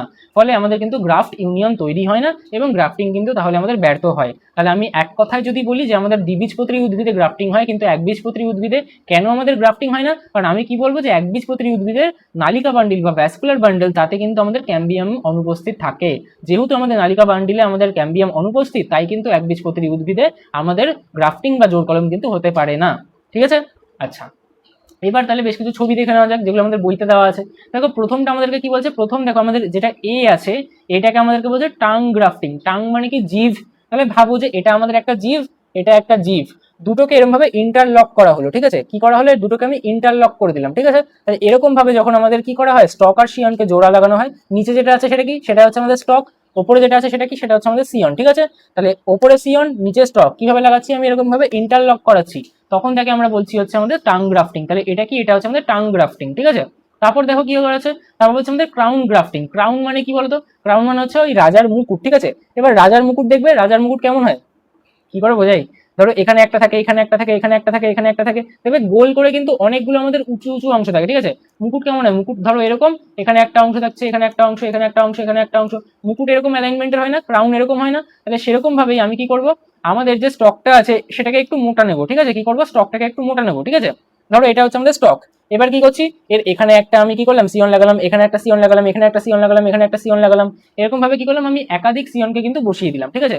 সেটা হচ্ছে আমাদের কি, সেটা হচ্ছে আমাদের ক্রাউন গ্রাফটিং, ঠিক আছে। এগুলো কি ডিটেলসে বুঝতে হবে না, ডিটেলসে বুঝতে হবে না, কিন্তু তুমি যদি কখনো গ্রাফটিং এর তোমাদেরকে সংজ্ঞা দেয়, আর যদি ধরো না ওটাকে তোমাদের 3 নাম্বার দিল, 4 নাম্বার দিল, তোমার হাতে সময় আছে, 4 নাম্বার তো দেয় না, 5 নাম্বার দিতে পারে, সেটা দেবে না, 3 নাম্বারই দেবে জোর বেশি। তো তখন যদি তুমি ছবি এঁকে দাও, তাহলে তো তোমার নাম্বার কাটার কোনো স্কোপই থাকবে না, ঠিক আছে। তাই আমি একটু বলে দিচ্ছি। তারপর আমাদেরকে কি বলছে, তারপর বলছে আমাদের ওয়েজ গ্রাফটিং। ওয়েজ গ্রাফটিং আমি যেটা তোমাদেরকে বলছিলাম, মোটামুটি আমি ভি আকৃতি করে কাটবো, তারপর স্টকের মধ্যে কি করবো, আমি সিয়নকে ইনসার্ট করে দেবো, তাহলে সেটা হচ্ছে আমাদের কি ওয়েজ গ্রাফটিং। তারপর হচ্ছে আমাদের একটা সাইড গ্রাফটিং। সাইড গ্রাফটিং নাম থেকে কি বুঝছো, এটা ধরো আমাদের স্টক, ঠিক আছে, আমি সাইড থেকে সিয়নকে বসিয়ে দিলাম, ঠিক আছে, সাইড থেকে আমি সিয়নটাকে বসিয়ে দিলাম, এরকম ভাবে বসিয়ে দিলাম, ঠিক আছে, তাহলে এটাকে আমি কি বলবো, তখন আমি এটাকে বলবো সাইড গ্রাফটিং।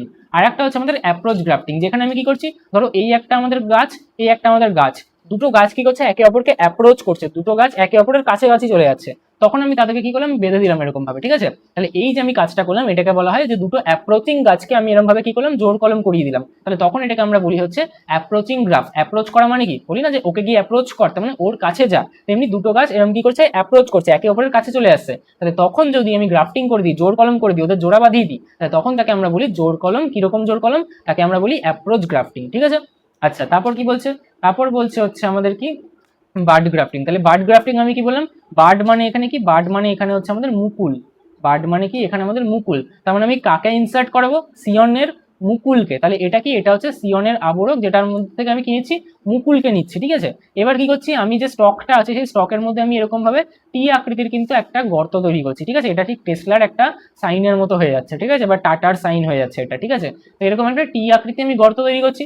গর্ত তৈরি করছি কেন, কারণ এই ধরো আমি এখানে কি করলাম, টি আকৃতির গর্ত তৈরি করলাম, এর মধ্যে আমি কি করতে পারবো, এর মধ্যে আমি মুকুলটাকে বসাতে পারবো, তাহলে এখানে কি হয়ে গেলো, আমি মুকুলটাকে কিন্তু বসিয়ে দিলাম, এর মধ্যে কি বসাবো, আমি মুকুলটাকে বসিয়ে দেবো। তাহলে এই যে আমাদের বারটা আছে, বারটা কোথা থেকে নেওয়া হবে, আমাদের সিয়ন থেকে নেওয়া হবে, সেই বারটাকে আমি এখানে বসিয়ে দেবো, তাহলে স্টকের আবরক বা বার্নে সিয়নের মুকুল কিন্তু আমরা প্রবেশ করিয়ে দেবো। তারপর কি করবো, তারপর এটাকে বেঁধে দেবো, যেটাকে আমরা কি বলছি, ব্যান্ডেজ করে দিচ্ছি, তাহলে এটাকে আমরা এভাবে বেঁধে দেবো, তাহলে এটাকে কি বলি, তখন আমরা বলে থাকি হচ্ছে আমাদের বার্ড গ্রাফটিং। তাহলে এটাও কিন্তু একটা অন্য প্রকারের আমাদের গ্রাফটিং হয়ে গেল, ঠিক আছে। তাহলে এগুলো আমাদের বেশ কিছু বিভিন্ন প্রকারের কিন্তু গ্রাফটিং আমরা কমপ্লিট করে ফেললাম, ঠিক আছে। তাহলে এবার আমাদের গ্রাফটিং কমপ্লিট। এবার সব থেকে ইম্পর্টেন্ট যেটা, এটা কিন্তু আমাদের জন্য ভেরি ভেরি ইম্পর্টেন্ট, কারণ এখান থেকে কিন্তু আমাদের টিকা আসতে পারে, এখান থেকে আমাদেরকে ধাপ রেখচিত্রের মাধ্যমে দেখাতে বলতে পারে, এখান থেকে কিন্তু কোয়েশ্চেন একটা না একটা তোমরা পেপারে পেয়েই যাবে, এটা মাধ্যমিক হোক বা তোমাদের স্কুল লেভেলের এক্সাম হোক, ঠিক আছে।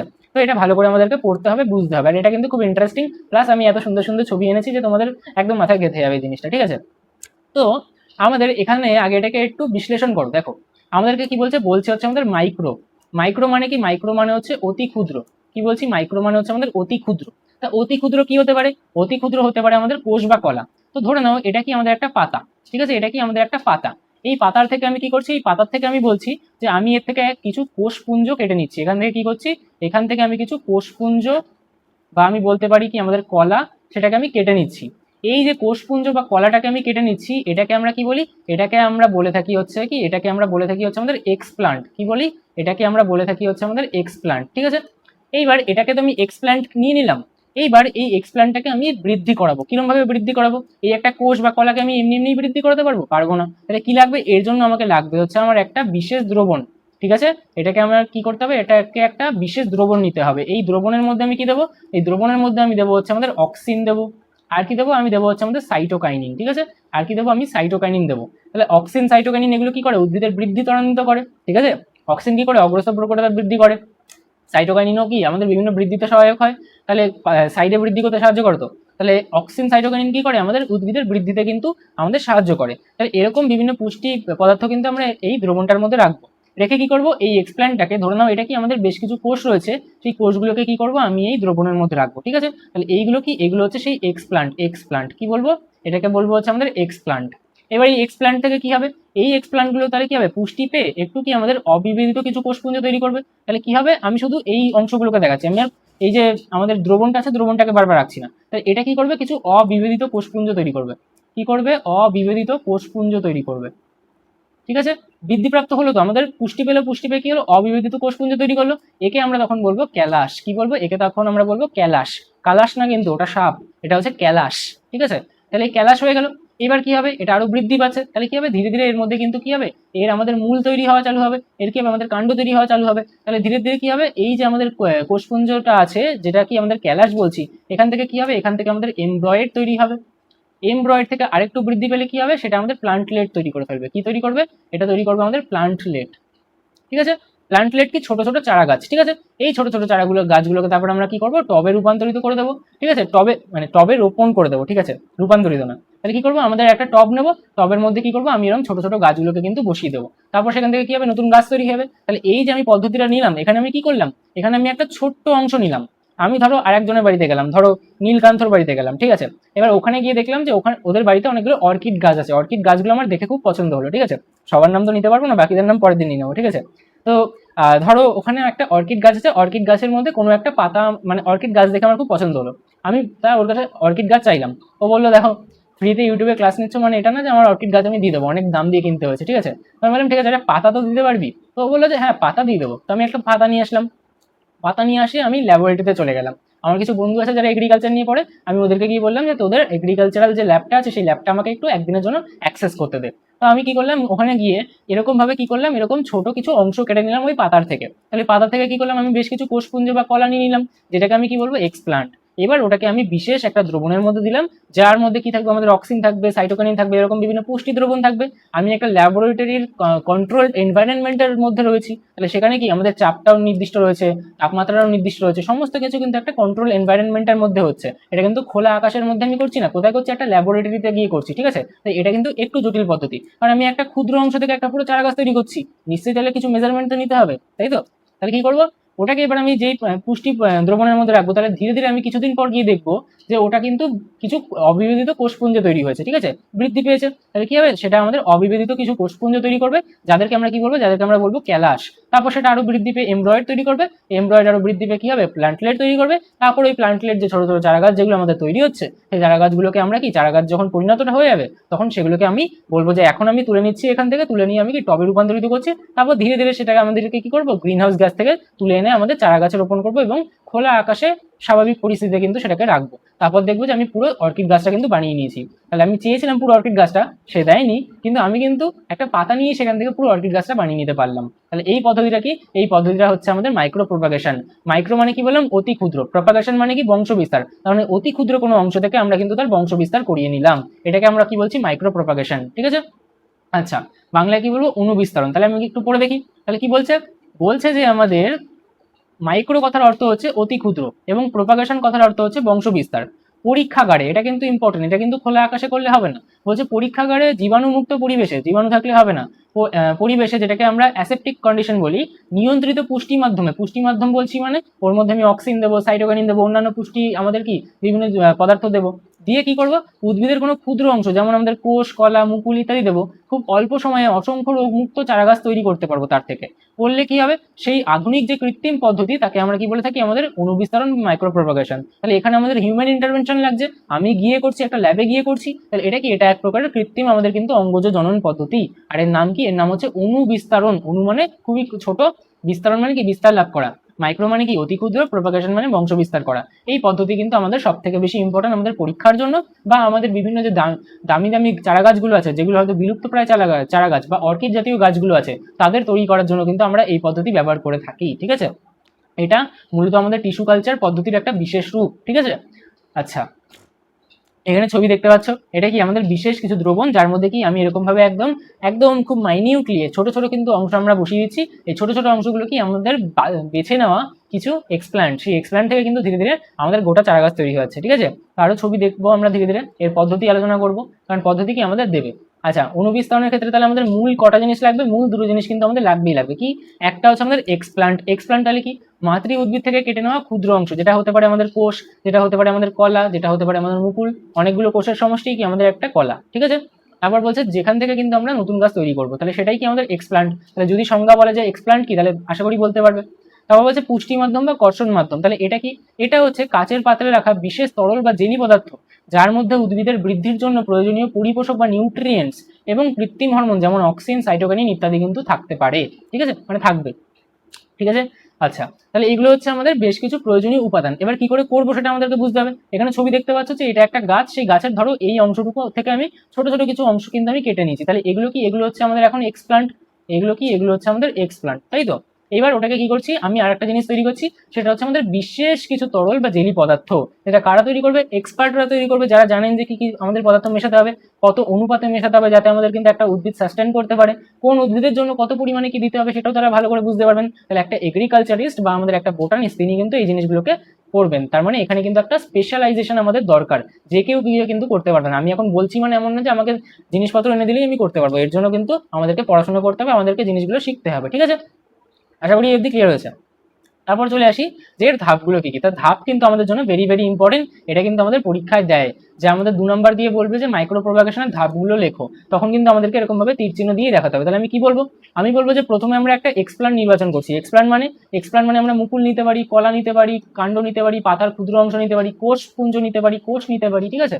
এবং তার জীবাণুমুক্তকরণ করবো, ঠিক আছে? তাহলে সবার প্রথম কাজ কি? এক্সপ্লান্ট নির্বাচন, যে আমি কাকে নেব, যেটা নিয়ে কিন্তু আমি একটা চারাগাছ তৈরি করতে চলেছি, ঠিক আছে? তাহলে এটা কিন্তু আগে আমাদেরকে বুঝতে হবে, ঠিক আছে?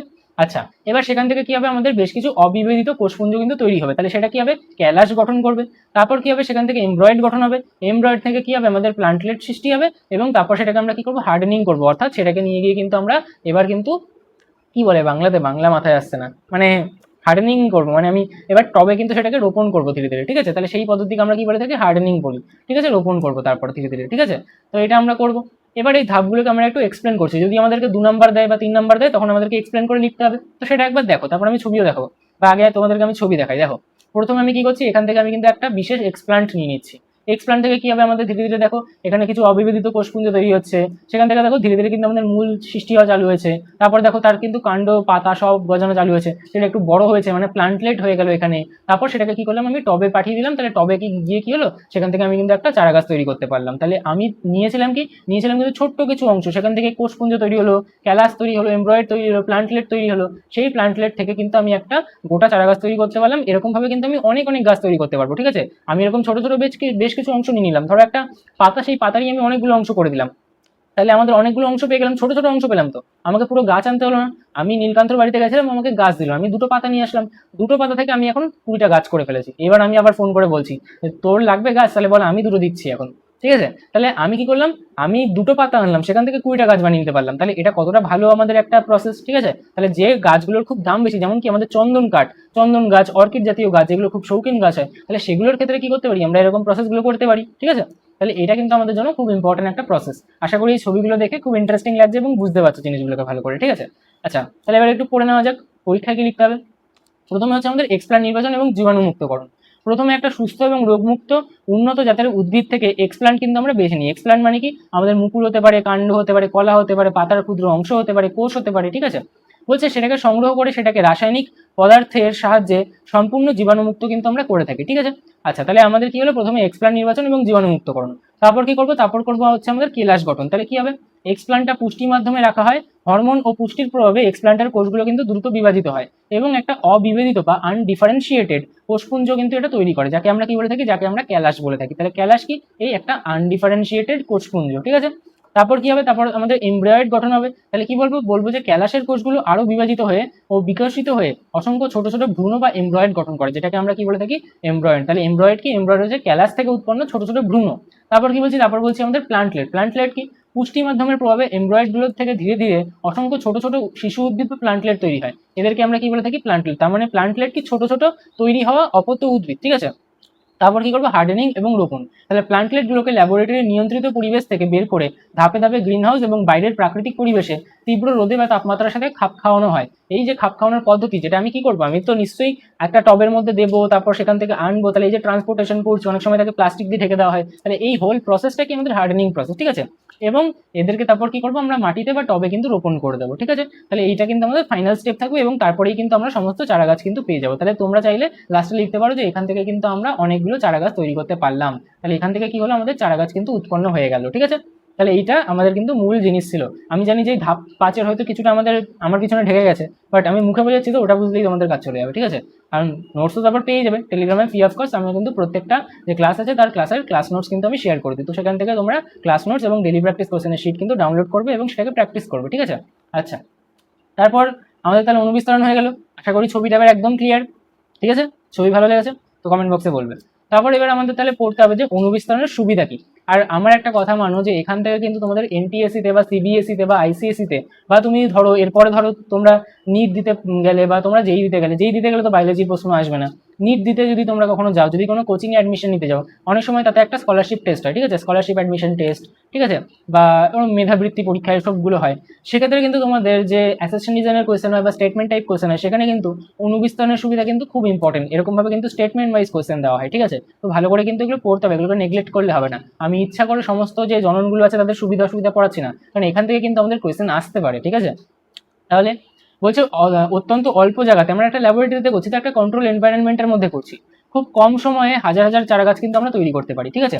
একটা ধরো একটা জমির মধ্যে আমি চারা গাছ তৈরি করতে চাইছি, তাহলে কত জায়গা লাগবে, কিন্তু আমার তো সেটা লাগছে না ল্যাবরেটরিতে আমি একদম ছোট্ট অংশ থেকে কিন্তু হাজার হাজার গাছ তৈরি করে ফেলছি।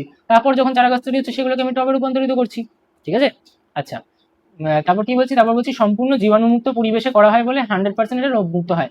আমরা তো ল্যাবরেটরিতে যখন করছি তখন আমরা পুরো কন্ট্রোল এনভায়রনমেন্টের মধ্যে করছি, আর আমরা তো একদম ফার্স্ট স্টেপেই কি করছি, এক্সপ্লান্ট নির্বাচনের সাথে তাকে জীবাণুমুক্তকরণ করে নিচ্ছি, তাহলে তার মধ্যে কোনো জীবাণু থাকার কোনো প্রশ্ন আসছে না, ঠিক আছে। তাই 100% কিন্তু এখানে আমাদের রোগমুক্ত চারাগাছ আমরা তৈরি করতে পারবো। তারপর কি বলছে, বিরল বিপন্ন এবং বিলুপ্তপ্রায় উদ্ভিদ যেরকম সর্পগন্ধা, লাল চন্দন ইত্যাদি সংরক্ষণে কিন্তু এটা বেশ কার্যকর। তার আমি বিভিন্ন ছোট ছোট অংশ এনে রাখলাম, সেগুলো থেকে আমরা নতুন উদ্ভিদ তৈরি করতে পারলাম। তাহলে যদি বাই চান্স ওরা বিলুপ্ত হয়ে যায়, তাহলে কিন্তু আমরা নতুন গাছগুলোকে তৈরি করতে পারবো এবং তাদেরকে কিন্তু এক্সটিংক্ট হওয়ার হাত থেকে বাঁচাতে পারবো, ঠিক আছে। তারপর বলছে যে সমস্ত গাছে বীজ হয় না যেমন কলা, তাদের বংশ বিস্তারের জন্য কিন্তু এটা সেরা পদ্ধতি, ঠিক আছে।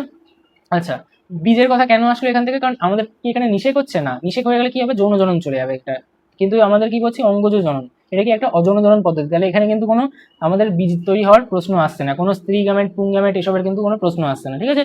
নিষেকের কোনো বালাই আসবে না এখানে, ঠিক আছে। তারপর বলছে ভিন্ন অর্কিড জাতীয় উদ্ভিদে এই পদ্ধতির প্রয়োগ করা হয়। তো আমি যে অর্কিড জাতীয় উদ্ভিদের কথা বলছিলাম, দেখো এরকম ভাবে কিন্তু অর্কিড জাতীয় উদ্ভিদগুলোকে আমরা তৈরি করে থাকি, ঠিক আছে, যেগুলো দেখতে কিন্তু খুব ভালো লাগে, তাই অনেকে কিন্তু এগুলোকে আমাদের শৌখিন গাছ হিসেবে ব্যবহার করে থাকে, ঠিক আছে। আচ্ছা, তারপর চলে আসলো হচ্ছে অনুবিস্তারণের বেশ কিছু অসুবিধা। তো এখানে বুঝতেই পারছো যেটা একটা কন্ট্রোল এনভায়রনমেন্টের মধ্যে করতে হবে, তাহলে যেটা বললাম যে তুমি আমি গিয়ে তো হট করে করতে পারবো না, এর জন্য স্পেশালাইজেশন লাগবে, এর জন্য তোমাদেরকে পড়াশোনা করতে হবে। নির্দিষ্ট কিছু বোটানিস্ট বা আমাদের কি এগ্রিকালচারিস্টরা কিন্তু এটাকে করতে পারবে। তাহলে কি বলবো যে এটা অত্যন্ত ব্যয়বহুল, একটা ল্যাবরেটরিতে যেতে হবে, সেখানে আমাদের এত দ্রবণ তৈরি করতে হচ্ছে, এটা করতে হচ্ছে, ওটা করতে হচ্ছে, তাহলে কি এটা ব্যয়বহুল হবে, টাকা লাগবে, এবং এর জন্য কিন্তু শীততাপ নিয়ন্ত্রিত ল্যাবরেটরি এবং দামি রাসায়নিক বিভিন্ন পদার্থ কিন্তু আমাদের প্রয়োজন।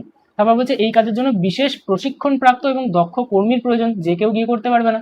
তারপর বলছে পুষ্টির মাধ্যমে সামান্য ব্যাকটেরিয়া বা ছত্রাক যদি বাই চান্স সংক্রমণ হয়ে যায়, জীবাণু মুক্তকরণ যদি না করা যায়, তাহলে ওর থেকেই তো তৈরি হচ্ছে, তাহলে কিন্তু সবার মধ্যে জীবাণুটা ছড়িয়ে যাবে, তাহলে কি হবে, পুরো ল্যাবরেটরির কালচার একসাথে কিন্তু নষ্ট হয়ে যাওয়ার একটা প্রবল ঝুঁকি থাকছে। তাহলে স্যানিটাইজেশনের ওপর কিন্তু আমাদেরকে খুব ভালোভাবে কিন্তু মন দিতে হবে। যদি আমার বাই চান্স কিন্তু জীবাণু চলে আসে, তাহলে কিন্তু পুরো যে ল্যাবরেটরির সমস্ত আমাদের কি থাকছে, একটা কালচার থাকছে, সেই কালচার কিন্তু পুরো নষ্ট হয়ে যেতে পারে একসাথে, ঠিক আছে।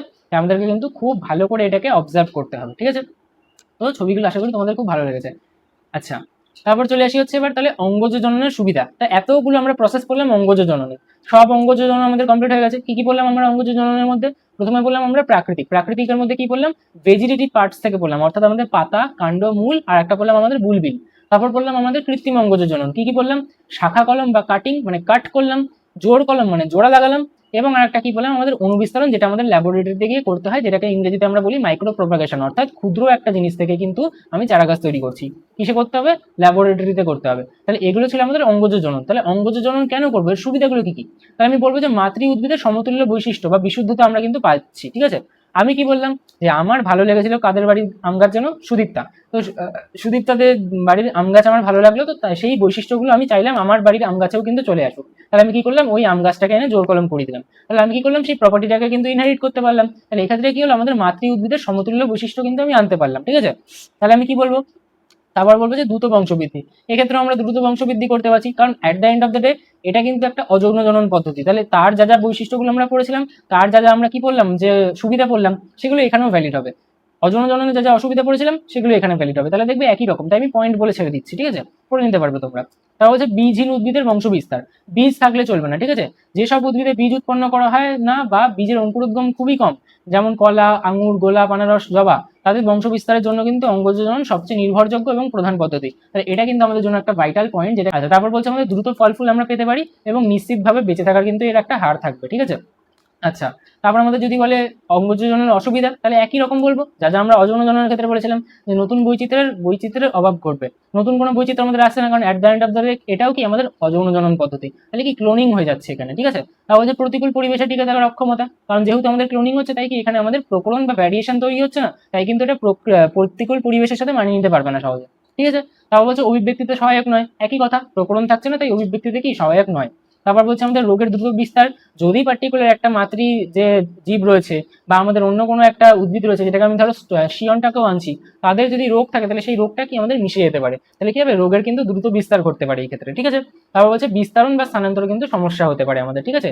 বীজের সাহায্যে উদ্ভিদ অনেক দূর দূরান্তে ছড়িয়ে পড়তে পারে, কিন্তু অঙ্গজননের উদ্ভিদগুলো সাধারণত মাতৃ যে গাছটা আছে তার কাছাকাছি তো হতে পারবে না, কাণ্ড থেকে ছড়িয়ে তো তার নিচেই পড়বে, কাণ্ড থেকে দূরে গিয়ে তো হতে পারবে না, কিন্তু বীজের ক্ষেত্রে কিন্তু সেগুলো হতে পারে। বা আমরা দেখবো আমাদের সপুষ্পক উদ্ভিদে যৌন জনন যখন হয় তখন কিভাবে দূরে দূরে গিয়েও কিন্তু আমাদের জনন সম্পন্ন হতে পারে, ঠিক আছে। আচ্ছা, তাহলে এগুলো আমাদের কমপ্লিট হয়ে গেল। এবার আমরা চলে আসি হচ্ছে আমাদের পার্থেনোজেনেসিস বা অপুংজনিতে। তাহলে আমরা কি কি বললাম, সবার প্রথমে বললাম আমাদের যৌন জনন, তারপর আমাদের অযৌন জনন, এই দুটোই আমাদের মেইন ক্লাসিফিকেশন। তারপর অযৌন জননের মধ্যেই বললাম কি আমাদের অঙ্গজ জনন। এবার যেটা বলছি পার্থেনোজেনেসিস, এটাও তাহলে আমাদের কি হবে, এটাও কিন্তু আমাদের অযৌন জননের মধ্যেই তুমি ফেলতে পারো, কারণ আমাদের যৌন জননের কন্ডিশন কি, যে সেখানে আমাদের নিষেক হতে হবে। কিন্তু এখানে আমরা বলবোই যে এখানে আমাদের নিষেক হচ্ছে না, একটা ডিম্বাণু থাকবে, সেই ডিম্বাণুটা অনিষিক্ত অবস্থাতেই কিন্তু নতুন জননটা সম্পন্ন করতে পারবে। তাহলে অনিষিক্ত ডিম্বাণু থেকে যখন হবে সরাসরি অপত্য সৃষ্টি, তখন কিন্তু আমি তাকে বলবো পার্থেনোজেনেসিস বা অপুংজনি। এটুকু বুঝলেই তোমাদের হয়ে যাবে। প্রাকৃতিক অপুংজনি হতে পারে, কৃত্রিম অপুংজনি হতে পারে, বাট সেগুলো আমাদের জানার দরকার নেই, ঠিক আছে। কৃত্রিম মানে মানুষ করবে, প্রাকৃতিক মানে নিজের থেকে হবে। কার ক্ষেত্রে হবে, প্রাকৃতিকের ক্ষেত্রে তোমরা এটা শুধু মনে রাখবে, সেটা হচ্ছে আমাদের পুরুষ মৌমাছি বা ড্রোন যাদেরকে বলা হয়, ঠিক আছে। আমি একটু ছবিও দেখিয়ে দেবো তোমাদেরকে। তাহলে কি বলছে, দেখো আমাদের বলছে যে বিশেষ জনন প্রক্রিয়ায় পুংগ্যামেট ও স্ত্রী গ্যামেটের মিলন বা নিষেকের প্রয়োজন হয় না, নাটা ইম্পর্টেন্ট, যদি হয়ে যেত তাহলে যৌন জনন হয়ে যেত, এটা যৌন জনন নয়। অর্থাৎ অনিষিক্ত ডিম্বাণু মানে একটা ডিম্বাণু যার কিন্তু নিষেক হয়নি, তো অনিষিক্ত ডিম্বাণু থেকে সরাসরি কিন্তু নতুন জীবের সৃষ্টি হয়েছে, তাকে আমরা বলছি কি পার্থেনোজেনেসিস। বাই চান্স যদি এই পদ্ধতিটা সকল উন্নত জীবের ক্ষেত্রে ভ্যালিড হয়ে যেত, তাহলে শুক্রাণুর প্রয়োজনই হতো না। প্রত্যেক স্ত্রী জীব কি করতে পারতো, নিজের ডিম্বাণু থেকেই কিন্তু তাহলে জীবের সৃষ্টি করে ফেলতে পারতো। তাহলে তাহলে কোনো পুরুষেরই দরকার পড়তো না, তাহলে পুরুষ জীব কাজেই লাগতো না কোনো। পুরুষ জীবের যে শুক্রাণু আছে সেই শুক্রাণুর কি ডিম্বাণুর প্রয়োজনই নেই, ডিম্বাণু বলতে আমি একাই 100, আমি সব নতুন জীব তৈরি করে ফেলবো। তাহলে এই পদ্ধতিটা কিন্তু আমাদের অপুংজনি পদ্ধতি, যেটা কিন্তু আমাদের কার ক্ষেত্রে দেখা যায়, আমাদের মৌমাছির ক্ষেত্রে দেখা যায়, কার ক্ষেত্রে, পুরুষ মৌমাছির ক্ষেত্রে, ড্রোনদের ক্ষেত্রে, ঠিক আছে। তাহলে আমি কি বলবো, আমি যদি এর গ্রিক শব্দ পার্থেনোসের অর্থ বলি, তাহলে সেটার অর্থ হচ্ছে আমাদের ভার্জিন বা কুমারী, অর্থাৎ যেটা কিন্তু নিষেক সম্পন্ন হয়নি, ঠিক আছে। এবং জেনেসিস বলছে কি, জেনেসিস মানে হচ্ছে আমাদের সৃষ্টি বা ক্রিয়েশন। তাহলে আমাদের কুমারী থেকে যদি কারোর ক্রিয়েশন হয়, অর্থাৎ একটা ভার্জিন অংশ, অর্থাৎ যেটা অনিষিক্ত ডিম্বাণু, সেখান থেকে যদি আমাদের অপত্য সৃষ্টি হয়ে যায়, তাহলে কিন্তু সেটাকে আমরা বলবো হচ্ছে আমাদের অপুংজনি পদ্ধতি বা আমাদের পার্থেনোজেনেসিস। একটা পড়েছিলি পার্থেনোকার্পি, এটা পার্থেনোজেনেসিস, দুটোর মধ্যে কিন্তু পার্থক্য আছে। পার্থেনোকার্পি কোন চ্যাপ্টারে পড়েছিলে, কমেন্ট বক্সে বলবে। আচ্ছা, উদাহরণ আমাদের জন্য ইম্পর্টেন্ট, সেটা হচ্ছে কি মৌমাছি, বিশেষ করে পুরুষ মৌমাছি বা দ্রোণের ক্ষেত্রে। তাছাড়া বোলতা, পিঁপড়ে, ড্যাফনিয়া, রটিফার এবং কিছু প্রকৃতির টিকটিকি যেরকম হুইপটেল লিজার্ড, ঠিক আছে, এগুলো আমাদের ইম্পর্টেন্ট। কোনটা ইম্পর্টেন্ট আমাদের থেকে, মৌমাছিটা ইম্পর্টেন্ট, ঠিক আছে। এটাই আমাদের আসতো এবং পুরোনো যে সিলেবাস আছে, পুরোনো সিলেবাসের মধ্যে কিন্তু এটা থাকতো আমাদের, ঠিক আছে। তো এখনো প্রশ্নবিচিত্রায় তোমরা কোয়েশ্চেন পেয়ে যাবে অনেক সময়, ঠিক আছে। এবং উদ্ভিদের ক্ষেত্রে স্পাইরোগাইরা, মিউকর, এদের ক্ষেত্রে তোমরা দেখতে পারো, ঠিক আছে। আচ্ছা, তাহলে আমাদের এটা হয়ে গেল। এবার এই যে দেখো এখানে কি হচ্ছে, এখানে দেখো কোনো শুক্রাণু কিন্তু আসেনি, এই ডিম্বাণু থেকেই কিন্তু ধীরে ধীরে কি হচ্ছে, দেখো ডিম্বাণু থেকেই এখান থেকে কি হচ্ছে, দেখো আমাদের কিন্তু একটা নতুন জীব তৈরি হয়ে যাচ্ছে। তাহলে ডিম্বাণুর সাহায্যেই কিন্তু আমাদের অপত্য জীব তৈরি হয়ে গেল, শুক্রাণুর কিন্তু প্রয়োজনই নেই। এখানে দেখতে পাচ্ছ যে এখানে কোনো শুক্রাণু এসে মিলিত হয়েছে, হয়নি কিন্তু, তাহলে শুক্রাণুর দরকারই নেই, শুধু ডিম্বাণু থেকেই কিন্তু অনিষিক্ত ডিম্বাণু আমাদের অপত্য জীব সৃষ্টি করে ফেলবে, ঠিক আছে। আচ্ছা, এই যে বলছিলাম এটা কি আমাদের পুরুষ মৌমাছি, এটা কি আমাদের স্ত্রী মৌমাছি। স্ত্রী মৌমাছি দেখো একটু লম্বা হয় এবং পুরুষ মৌমাছি দেখো একটু মোটা হয়, একটু ছোট হয়, ঠিক আছে। তো এটা তোমাদের কম্পারিজন দেখতে পাচ্ছ, আশা করি দেখতে একটু ভালো লাগছে। এবং আমি যদি দেখাই, তোমরা যখন অভিযোজন করবে তখন ওখানে গিয়ে দেখবে মৌমাছির যে নাচ, সেই নাচ সম্পর্কে পড়তে হবে, তো তখন মৌমাছি সম্পর্কে একটু পড়তে হবে। তো এখন একটু ছবিটা দেখে রাখো, এটা কি, এটা হচ্ছে আমাদের কর্মী মৌমাছি, ওয়ার্কার মৌমাছি। এটা হচ্ছে আমাদের দ্রোণ, ঠিক আছে, পুরুষ মৌমাছি। এবং এটা কি আমাদের রানী মৌমাছি, ঠিক আছে। তো রানী মৌমাছি দেখো সব থেকে লম্বা হয়, দ্রোণ কি দেখো একটু মোটা হয় এবং মাঝারি হয়, এবং ওয়ার্কার কি দেখো, ওয়ার্কার একটু আমাদের কি হচ্ছে, সুচালু হচ্ছে, এবং সেটা কিন্তু আমাদের একটু ছোট হচ্ছে। এটা প্রায় 12 থেকে 15 মিলিমিটার দেখছি, এটা আমাদের 14 থেকে 16 মিলিমিটার দেখছি, এটা কিন্তু 18 থেকে 22 মিলিমিটার দেখছি। এবং এদের মধ্যে অনেক রকম পার্থক্য আছে, তোমরা ভালো করে দেখতে পারো, যে চোখ, ঠিক আছে, এদের হুলটা দেখো যে কার বেশি সূচালো, কার একটু মোটা। দেখো আমাদের দ্রোণের কি হুলটা আমাদের একটু মোটা হচ্ছে, ঠিক আছে। এরকম বিভিন্ন পার্থক্য কিন্তু তোমরা এই ছবিটার মাধ্যমে দেখতে পারো। তো পিডিএফ দিয়ে দেবো, পিডিএফ থেকে ভালো করে একবার দেখবে। এখানে দেখো বিভিন্ন আমাদের ক্লাসিফিকেশন করা আছে। দেখো এখানে দেখো এটা আমাদের কি মোটা, আমাদের কিন্তু যে হুলটা আছে সেই হুলটা, কিন্তু এটা কিন্তু দেখো আমাদের সূচালো হুল, ঠিক আছে। এরকম বেশ কিছু কিন্তু পার্থক্য আমরা দেখতে পাই বিভিন্ন ধরনের আমাদের মৌমাছিদের মধ্যে, ঠিক আছে। তো এটা একটা বিশেষ ধরনের প্রাণী যেটার মধ্যে কিন্তু অনেক আমরা ভ্যারিয়েশন দেখতে পাই।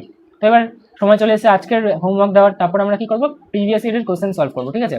আচ্ছা, তাহলে হোমওয়ার্ক কি থাকবে তোমাদের? আজকের হোমওয়ার্ক থাকবে যে আমাদেরকে যৌন জনন এবং অযৌন জননের যে পার্থক্য সেটা আমাকে বলে দেখাও। দুটো তিনটে পয়েন্ট বলেই হবে, বেশি বলতে হবে না। তারপর আরেকটা হচ্ছে আমাদের পার্থেনোজেনেসিস এবং পার্থেনোকার্পি, আমাদের যেটা ছিল পার্থেনোকার্পিতে আমরা রেপ দিই, ঠিক আছে, এরকম দিই। তো যাই হোক, এখানে আমি রেপ দিতে পারছিলাম, তো র দিয়ে দিয়েছি। তো এই দুটোর মধ্যে আমাকে পার্থক্য বলবে। পার্থেনোকার্পি কোন চ্যাপ্টারে ছিল? পার্থেনোকার্পি ছিল আমাদের উদ্ভিদ হরমোন চ্যাপ্টারে। ভালো করে মনে করবে, মনে করে পার্থেনোকার্পি আর পার্থেনোজেনেসিসের মধ্যে আমাকে পার্থক্য বলবে। একটা পার্থক্য বললেই হবে যে মেন জিনিসটা কি, ঠিক আছে।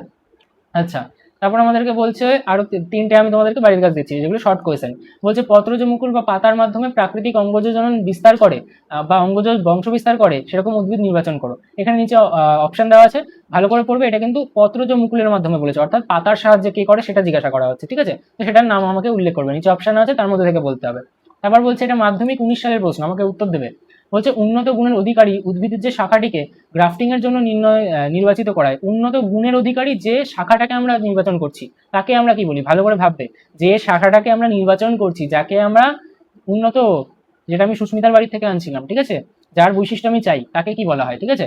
তারপর হচ্ছে অস্থানিক, সেটা আমাকে বলবে কমেন্ট বক্সে, পরের দিন আবার তাদের নাম নেব। তারপর বলা হচ্ছে অস্থানিক পত্রজ মুকুল। অস্থানিক মানে কি? যে নিজের জায়গায় হয়নি। মুকুল কোথায় থাকার কথা? একদম ওপরে বা আমাদের কাণ্ড পাতার অগ্রভাগে থাকার কথা, তাই তো, একদম ওই ডগায় থাকার কথা, ঠিক আছে। এরকম কি এখানে আমাদের কিছু মুকুল হয়, ঠিক আছে, এখানে কিছু মুকুল হয় যেখান থেকে পাতা তৈরি হয়, বা আমাদের কি মাথায় থাকার কথা। কিন্তু পাতায় কি আমাদের মুকুল থাকে না? তাহলে পাতায় যে মুকুলগুলো থাকছে তাকে আমি কি বলবো? তাকে আমি বলবো অস্থানিক মুকুল, অর্থাৎ নিজের স্থানে কিন্তু সে হয়নি, তাই তো। তাহলে এই যে অস্থানিক মুকুল তাকে আমরা কি বলে থাকি? পত্রজ মুকুল, ঠিক আছে, মানে পাতায় গজাচ্ছে। তাহলে এর মাধ্যমে আমাদের প্রাকৃতিক অঙ্গজ জনন বিস্তারে উল্লেখযোগ্য ভূমিকা পালন করে। এর একটা উপযুক্ত উদাহরণের সাহায্যে বক্তব্যটি যথার্থতা মূল্যায়ন করো। এটা কিছুই না, এটা এরকম লিখতে হবে, উদাহরণটা দেবে, দিয়ে বলবে যে এর ক্ষেত্রে এরকম ভাবে কিন্তু অঙ্গজ জনন সম্পন্ন হয়, ব্যাস এটুকুই। মানে মেন তোমার কাছে কিন্তু উদাহরণই চাইছে, তারপর একটা লাইন জুড়ে দেবে যে এই পত্রজ এই উদ্ভিদের ক্ষেত্রে পত্রজ মুকুল থেকে আমাদের মাটিতে পত্রজ মুকুল পড়ে তার মূল গজায় এবং তার কাণ্ড গজায়, তারপর সেখান থেকে কি আমাদের নতুন অপত্য উদ্ভিদ সৃষ্টি হয়, ব্যাস এটুকু লিখলেই তোমাদের ফুল মার্কস দিয়ে দেবে। এগুলো কিন্তু মাধ্যমিকের প্রশ্ন, তাই নিজে থেকে অ্যান্সার করার চেষ্টা করো। তো এবার চলে আসি আমরা কিছু আমাদের, এখন আমি কিছু প্রিভিয়াস ইয়ারের কোশ্চেন করে তোমাদেরকে দেখাই যে যা যা পড়ানো হচ্ছে তার থেকে তোমরা কতটা কি পারছো, ঠিক আছে। তো আমরা 10টা কোশ্চেন বেছেছি। তো প্রথম কোশ্চেন কি? প্রথম কোশ্চেন বলছে বিভাজন পদ্ধতিতে জনন সম্পন্ন করে এমন একটা প্রাণীর উদাহরণ দাও। দেখো বিভাজন পদ্ধতি আমাদেরকে বলছে, তাই তো। বিভাজন পদ্ধতি থেকে জনন সম্পন্ন কে করে? আমাদের দ্বিবিভাজন যদি বলে তাহলে হচ্ছে আমাদের অ্যামিবা। যদি বহু বিভাজন বলে তাহলে কি বলবো? তাহলে বলবো আমাদের কি? তাহলে আমাদের বলবো প্লাজমোডিয়াম, তাই তো। তাহলে বিভাজন বিভাজন বিভাজন প্লাজমোডিয়াম, এ কি করে? এ করে আমাদের বহু বিভাজন পদ্ধতি, ঠিক আছে। এর বহু বিভাজন পদ্ধতি যদি আমাদের সাইজন দশা হয়, যেটা মেজরলি আমাদের শরীরে এসে হয়, সেটাকে কি বলবো? সাইজোগনি। আর যদি আমাদের মশার পাকস্থলিতে বলি, যখন তারা কি করে স্পোরোজয়েড তৈরি করে, তখন তাকে কি বলবো? তখন তাকে বলবো স্পোরোগনি, ঠিক আছে। যখন আমাদের সাইজন দশায় এসে আমাদের সাইজোগনি করে, তখন সে কি তৈরি করে? তখন সে মেরোজয়েড তৈরি করে, ঠিক আছে। আচ্ছা, তারপর কি বলছে? এটা 12 সালের প্রশ্ন। তারপর বলছে যৌন জনন সম্পর্কিত কোন বক্তব্যটা সঠিক? যৌন জননের জন্য বলছে। বলছে যৌন জননে হ্যাপ্লয়েড গ্যামেট উৎপাদন অপরিহার্য। হ্যাঁ, এটা তো সঠিক। তারপর বলছে যৌন জনন কেবলমাত্র মাইটোসিস নির্ভর না, মিওসিস দরকার আমাদের, গ্যামেট তৈরি হতে হবে তো। তা বলছে যৌন জননে একটি মাত্র জীব হবে না, তাহলে এটাও আমাদের কি বেঠিক।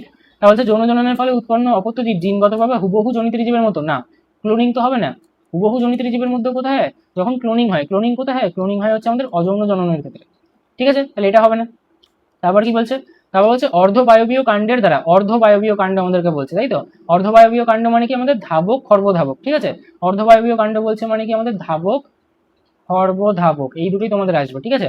ধাবক কাদের ক্ষেত্রে থাকে? ওই শুষ্নি পুষ্নির ক্ষেত্রে থাকে। আর খর্বধাবক কার ক্ষেত্রে থাকে? কচুরিপানা টোপাপানা এদের ক্ষেত্রে থাকে। তাহলে আমি কি বলবো? তাহলে আমি বলবো যে এখানে কচুরিপানা, ঠিক আছে। তারপর বলছে সঠিক জোটটি নির্বাচন করো, ঠিক আছে। বলছে বহু বিভাজন হাইড্রা, খন্ডিভবন স্পাইরোগাইরা, পুনরুৎপাদন ফান, কোরকোদ্গম প্ল্যানেরিয়া। কোরকোদ্গম তো প্ল্যানেরিয়া হবে না, পুনরুৎপাদন ফান হবে না, খন্ডিভবন স্পাইরোগাইরা, হ্যাঁ স্পাইরোগাইরার কিন্তু খন্ডিভবন সম্পন্ন হয়, ঠিক আছে। তাহলে এটা কিন্তু আমাদের কাজ হয়ে যাবে, ঠিক আছে। মাধ্যমিক 19 সালের কিন্তু এটা আমাদের কোয়েশ্চেন। তারপর কি বলছে? তারপর বলছে আমাদের প্রদত্ত কোন জোটটি সঠিক? বলছে কোরকোদ্গম ইস্ট, ইস্টের কোরকোদ্গম হয় তো, হ্যাঁ তাহলে এটা হয়ে যাবে। খন্ডিভবন কেঁচো, খন্ডিভবন কেঁচো না, খন্ডিভবন না, পুনরুৎপাদন হতে পারে। পুনরুৎপাদন ড্রয়োপটেরিস এবং রেণু উৎপাদন অ্যামিবা। না তাহলে কোনটা হবে? হবে হচ্ছে আমাদের কোরকোদ্গম ইস্ট। ঠিক আছে, তাহলে এটাই হয়ে যাবে আমাদের অ্যান্সার। তারপর বলছে সঠিক জোটটি নির্বাচন করো এবং নাম লেখো। বলছে বহু বিভাজন হাইড্রা, খন্ডি ভবন স্পাইরোগাইরা, পুনরুৎপাদন ফান্ড কোরকোদ্গম প্ল্যানেরি। এটাই তো হয়ে গেল, এটাই আগেরবার হয়ে গেল না? এটাই হয়ে গেছিল। ঠিক আছে, খন্ডি ভবন স্পাইরোগাইরা, ভুল করে এটা আবার পড়ে গেছে। ঠিক আছে, আচ্ছা তাহলে একটা কোয়েশ্চেন অলরেডি কমে গেল। তারপর কি বলছে? তারপর বলছে আমাদের প্ল্যানেরিয়ার অযৌন জনন কোন পদ্ধতির মাধ্যমে সম্পন্ন হয়? প্ল্যানেরিয়ার কথা বলা হচ্ছে তো, তাহলে প্ল্যানেরিয়ার কি হয়? প্ল্যানেরিয়ার হয় হচ্ছে আমাদের পুনরুৎপাদন। কি হয়? প্ল্যানেরিয়ার হয় হচ্ছে আমাদের পুনরুৎপাদন। ঠিক আছে, বা রিজেনারেশন। কি হয় এটাকে? আমরা ইংরেজিতে কি বলি? এটাকে বলি আমরা ইংরেজিতে রিজেনারেশন, নতুন করে তৈরি হয়। ঠিক আছে, আচ্ছা তারপর বলছে উদ্ভিদের অযৌন জননের একক। যদি অযৌন জননের একক বলে তাহলে তাকে আমরা কি বলবো? তাহলে আমি তাকে বলবো রেণু বা স্পোর। কি বলবো? রেণু বা স্পোর। আর যদি যৌন জনন বলতো, যৌন জনন বললে আমরা তখন বলতাম হচ্ছে আমাদের গ্যামেট। ঠিক আছে, আচ্ছা তারপর ব্যাস ঘি খাতাম, সব হয়ে গেছে। আজকে যা যা পড়ানোর কথা ছিল সব আমাদের কিন্তু কমপ্লিট হয়ে গেছে। ঠিক আছে, তাহলে আবার একবার বলে দিচ্ছি কি কি আমরা কমপ্লিট করলাম এখনো অবধি। আমরা প্রথমে আমাদের জনন কি বুঝলাম আগের লেকচারে, তারপর আমরা কি কি পড়েছিলাম আগের লেকচারে? আমাদের যৌন জনন এবং অযৌন জনন করলাম, অযৌন জননের বিভিন্ন ধাপ কমপ্লিট করলাম, যৌন জননের বিভিন্ন ধাপ কমপ্লিট করলাম, সাথে আমরা এক্সট্রা কি করলাম? মানব জনন দেখলাম, তাই তো? আর আজকের লেকচারে আমরা কি করলাম? আজকের লেকচারে আমরা থার্ড যে একটা আমাদের বিশেষ অংশ আছে যেটা আমাদের উদ্ভিদদের জন্য ভ্যালিড, সেটা কি? আমাদের অঙ্গজ জনন, সেটা দেখলাম। তার দুটো পার্ট, একটা প্রাকৃতিক অঙ্গজ জনন, একটা কৃত্রিম অঙ্গজ জনন, সেটা দেখলাম। প্রাকৃতিক অঙ্গজ জনন কাদের মধ্যে হয়? আমাদের পাতা, আমাদের কি কাণ্ড, আমাদের মূল এবং আমাদের বুলবিল। কারণ এগুলো কি? এগুলো আমাদের যৌন জননের অংশ নয়, তাহলে এদেরকে কি বলে? ভেজিটেটিভ পার্টস বলে, তাই তো? তারপর আমরা কি দেখলাম? কৃত্রিম ভাবে আমরা মানুষরা কি করে থাকি। কৃত্রিম অঙ্গজ জননের মধ্যে কি কি পড়বো আমরা? শাখা কলম, জোড় কলম এবং কি আমাদের অনুবিস্তারণ। শাখা কলম মানে কি? আমাদের কাটিং।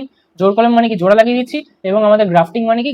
সরি, আমাদের গ্রাফটিং তো জোড় কলম। আর আমাদের অনুবিস্তারণ মানে কি? অণু মানে আমাদের বিভিন্ন ছোট্ট ছোট্ট অংশ আমি নিচ্ছি, যেরকম আমাদের কোষ, কোষপুঞ্জ, কলা, এগুলো নিচ্ছি, নিয়ে সেখান থেকে কিন্তু আমি চারা গাছ তৈরি করছি। কোথায় করতে হবে? ল্যাবরেটরিতে গিয়ে করতে হবে। তাহলে এটাকে আমরা বলবো অনুবিস্তারণ বা মাইক্রো প্রোপাগেশন। ঠিক আছে, তাহলে এগুলোই ছিল আমাদের মূল জিনিস। তারপর আমরা একটা স্পেশাল জিনিস করলাম, যেটা আমি বললাম যে এখন কিন্তু আমাদের সিলেবাসে আমাদের ইনক্লুডেড নয়, সেটা হচ্ছে আমাদের কি? সেটা হচ্ছে আমাদের অপুংজনি বা পার্থেনোজেনেসিস। ঠিক আছে, তাহলে পার্থেনোজেনেসিস আর পার্থেনোকার্পিড পার্থক্য কিন্তু আমার চাই। তো আশা করি এটা নেক্সট সেশনে আমি পেয়ে যাবো। তো দেখা হবে নেক্সট সেশনে। আজকের জন্য এটুকুই। So thank you everyone for attending this lecture. দেখা হবে নেক্সট সেশনে। নেক্সট সেশনে আমরা করবো আমাদের যৌনক্রম। যৌনক্রম করলেই আমাদের কিন্তু কমপ্লিট হয়ে যাবে। যৌনক্রমের সাথে আমি বিভিন্ন যে প্রিভিয়াস ইয়ারের কোশ্চেনগুলো আছে সবটা একবারে কমপ্লিট করে দেবো, তাই সমস্ত পুরো চ্যাপ্টারটা তোমাদের একদম ভালোভাবে কমপ্লিট হয়ে যাবে। আশা করি এত ডিটেলসের সাথে এবং সমস্ত জিনিসের সাথে, প্রিভিয়াস ইয়ারের কোশ্চেন হোক, পার্থক্য হোক, নোটস হোক, সমস্ত কিছু হোক, সমস্ত কিছুর সাথে ইউটিউবে মেবি ভেরি ফিউ চ্যানেলসেই দেওয়া হচ্ছে। তো আমি তাদের মধ্যে যে কোনো একজন। তো কিপ সাপোর্টিং, আর দেখা হবে নেক্সট সেশনে। আজকের জন্য এটুকুই, টাটা।